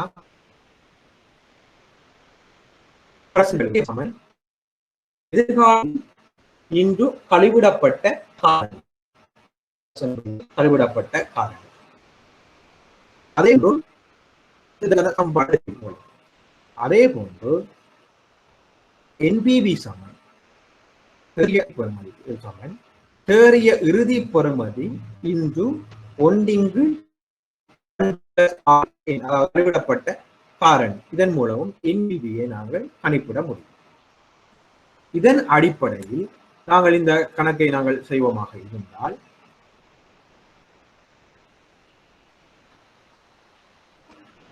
NPV சமன் NTV அதாவது தேறிய இறுதி பெறுமதியின் கழிவிடல் காரணியால் பிரித்தால் அதாவது NPV சமன் அதாவது தேறிய இட்டை பெறுமதி சமன் தேறிய இறுதி பெறுமதியினை கழிவிடல் காரணியால் பிரித்தால் வருகிற விட NPV-க்கு சமனாக இருக்கிறது. ஆகவே இது நாங்கள் தீர்த்தமாக இருந்தால் குறுக்கு பெருக்கம் செய்து NTB சமன் அதாவது தேறிய இறுதி பெறுமதி சமன் தேறிய இட்டை பெறுமதி இன்று கழிவிடல் காரணியாக அமையும்.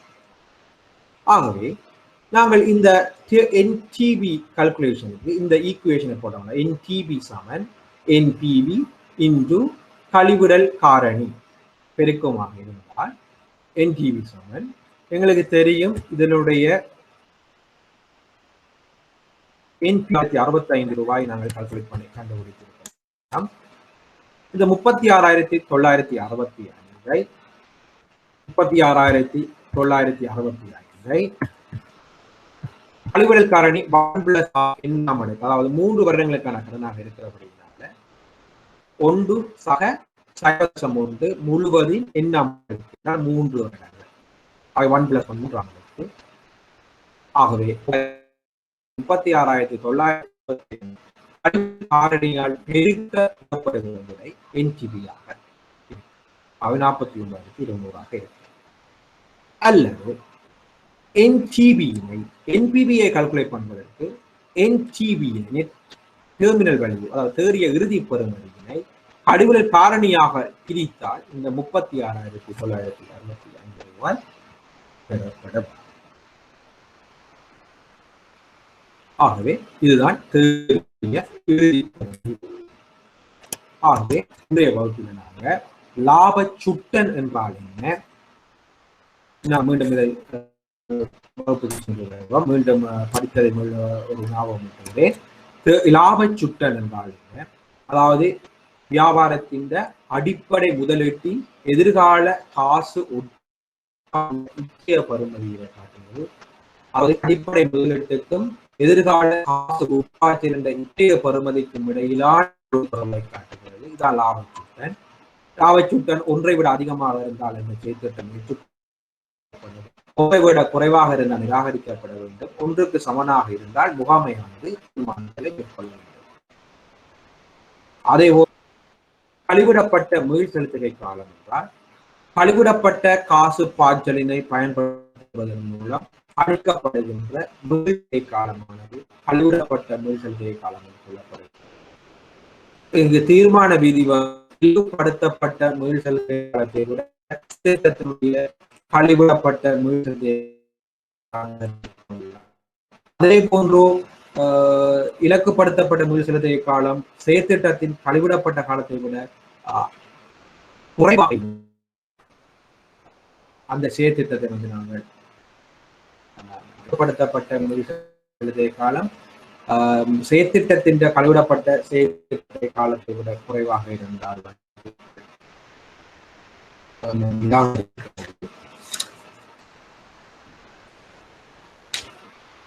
அதே போன்று இலக்குப்படுத்தப்பட்ட மீள் செலுத்திய காலம் சமனாக இருந்தால் செயற்திட்டத்தை நாங்கள்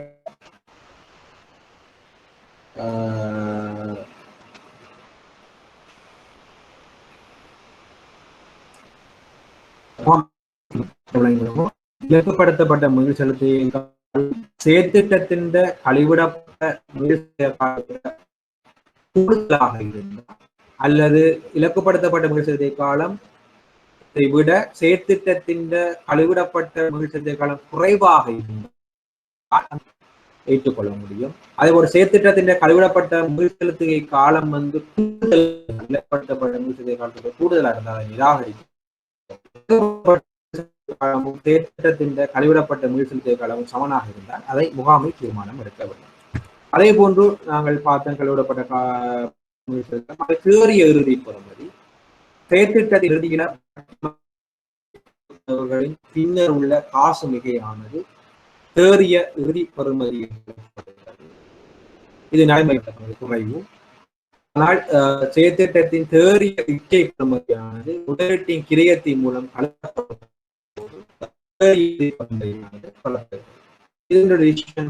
பூஜ்ஜியத்தை விட தேறிய இறுதிய பெறுமதி கூடுதலாக இருந்தால் அந்த ப்ராஜெக்ட் அக்செப்ட் பண்ணலாம். தேறிய இறுதி பெறுமதி பூஜ்ஜியத்தை விட குறைவாக இருந்தால் ரிஜெக்ட் பண்ணலாம். சமனாக இருந்தால் முகாமை தீர்மானம் எடுக்கும். இதை கணக்குகளை பார்த்துக்கிறேன். இதுவரை இணைஞ்சவன் அனைவருக்கும் நன்றி. இதோட செயற்திட்டத்தினுடைய மதிப்பாய்வு நுட்ப முறைகள் அனைத்தும் உங்களுக்கு படிப்பிக்க முடிச்சாச்சு. அதாவது கழிவிடப்பட்ட நுட்ப முறைகளும் படிப்பது முடிச்சாச்சு, கழிவிடப்படாத நுட்ப முறைகளும் படிப்பது முடியாது, செயற்திட்ட மதிப்பாய்வு நுட்ப முறைகள்.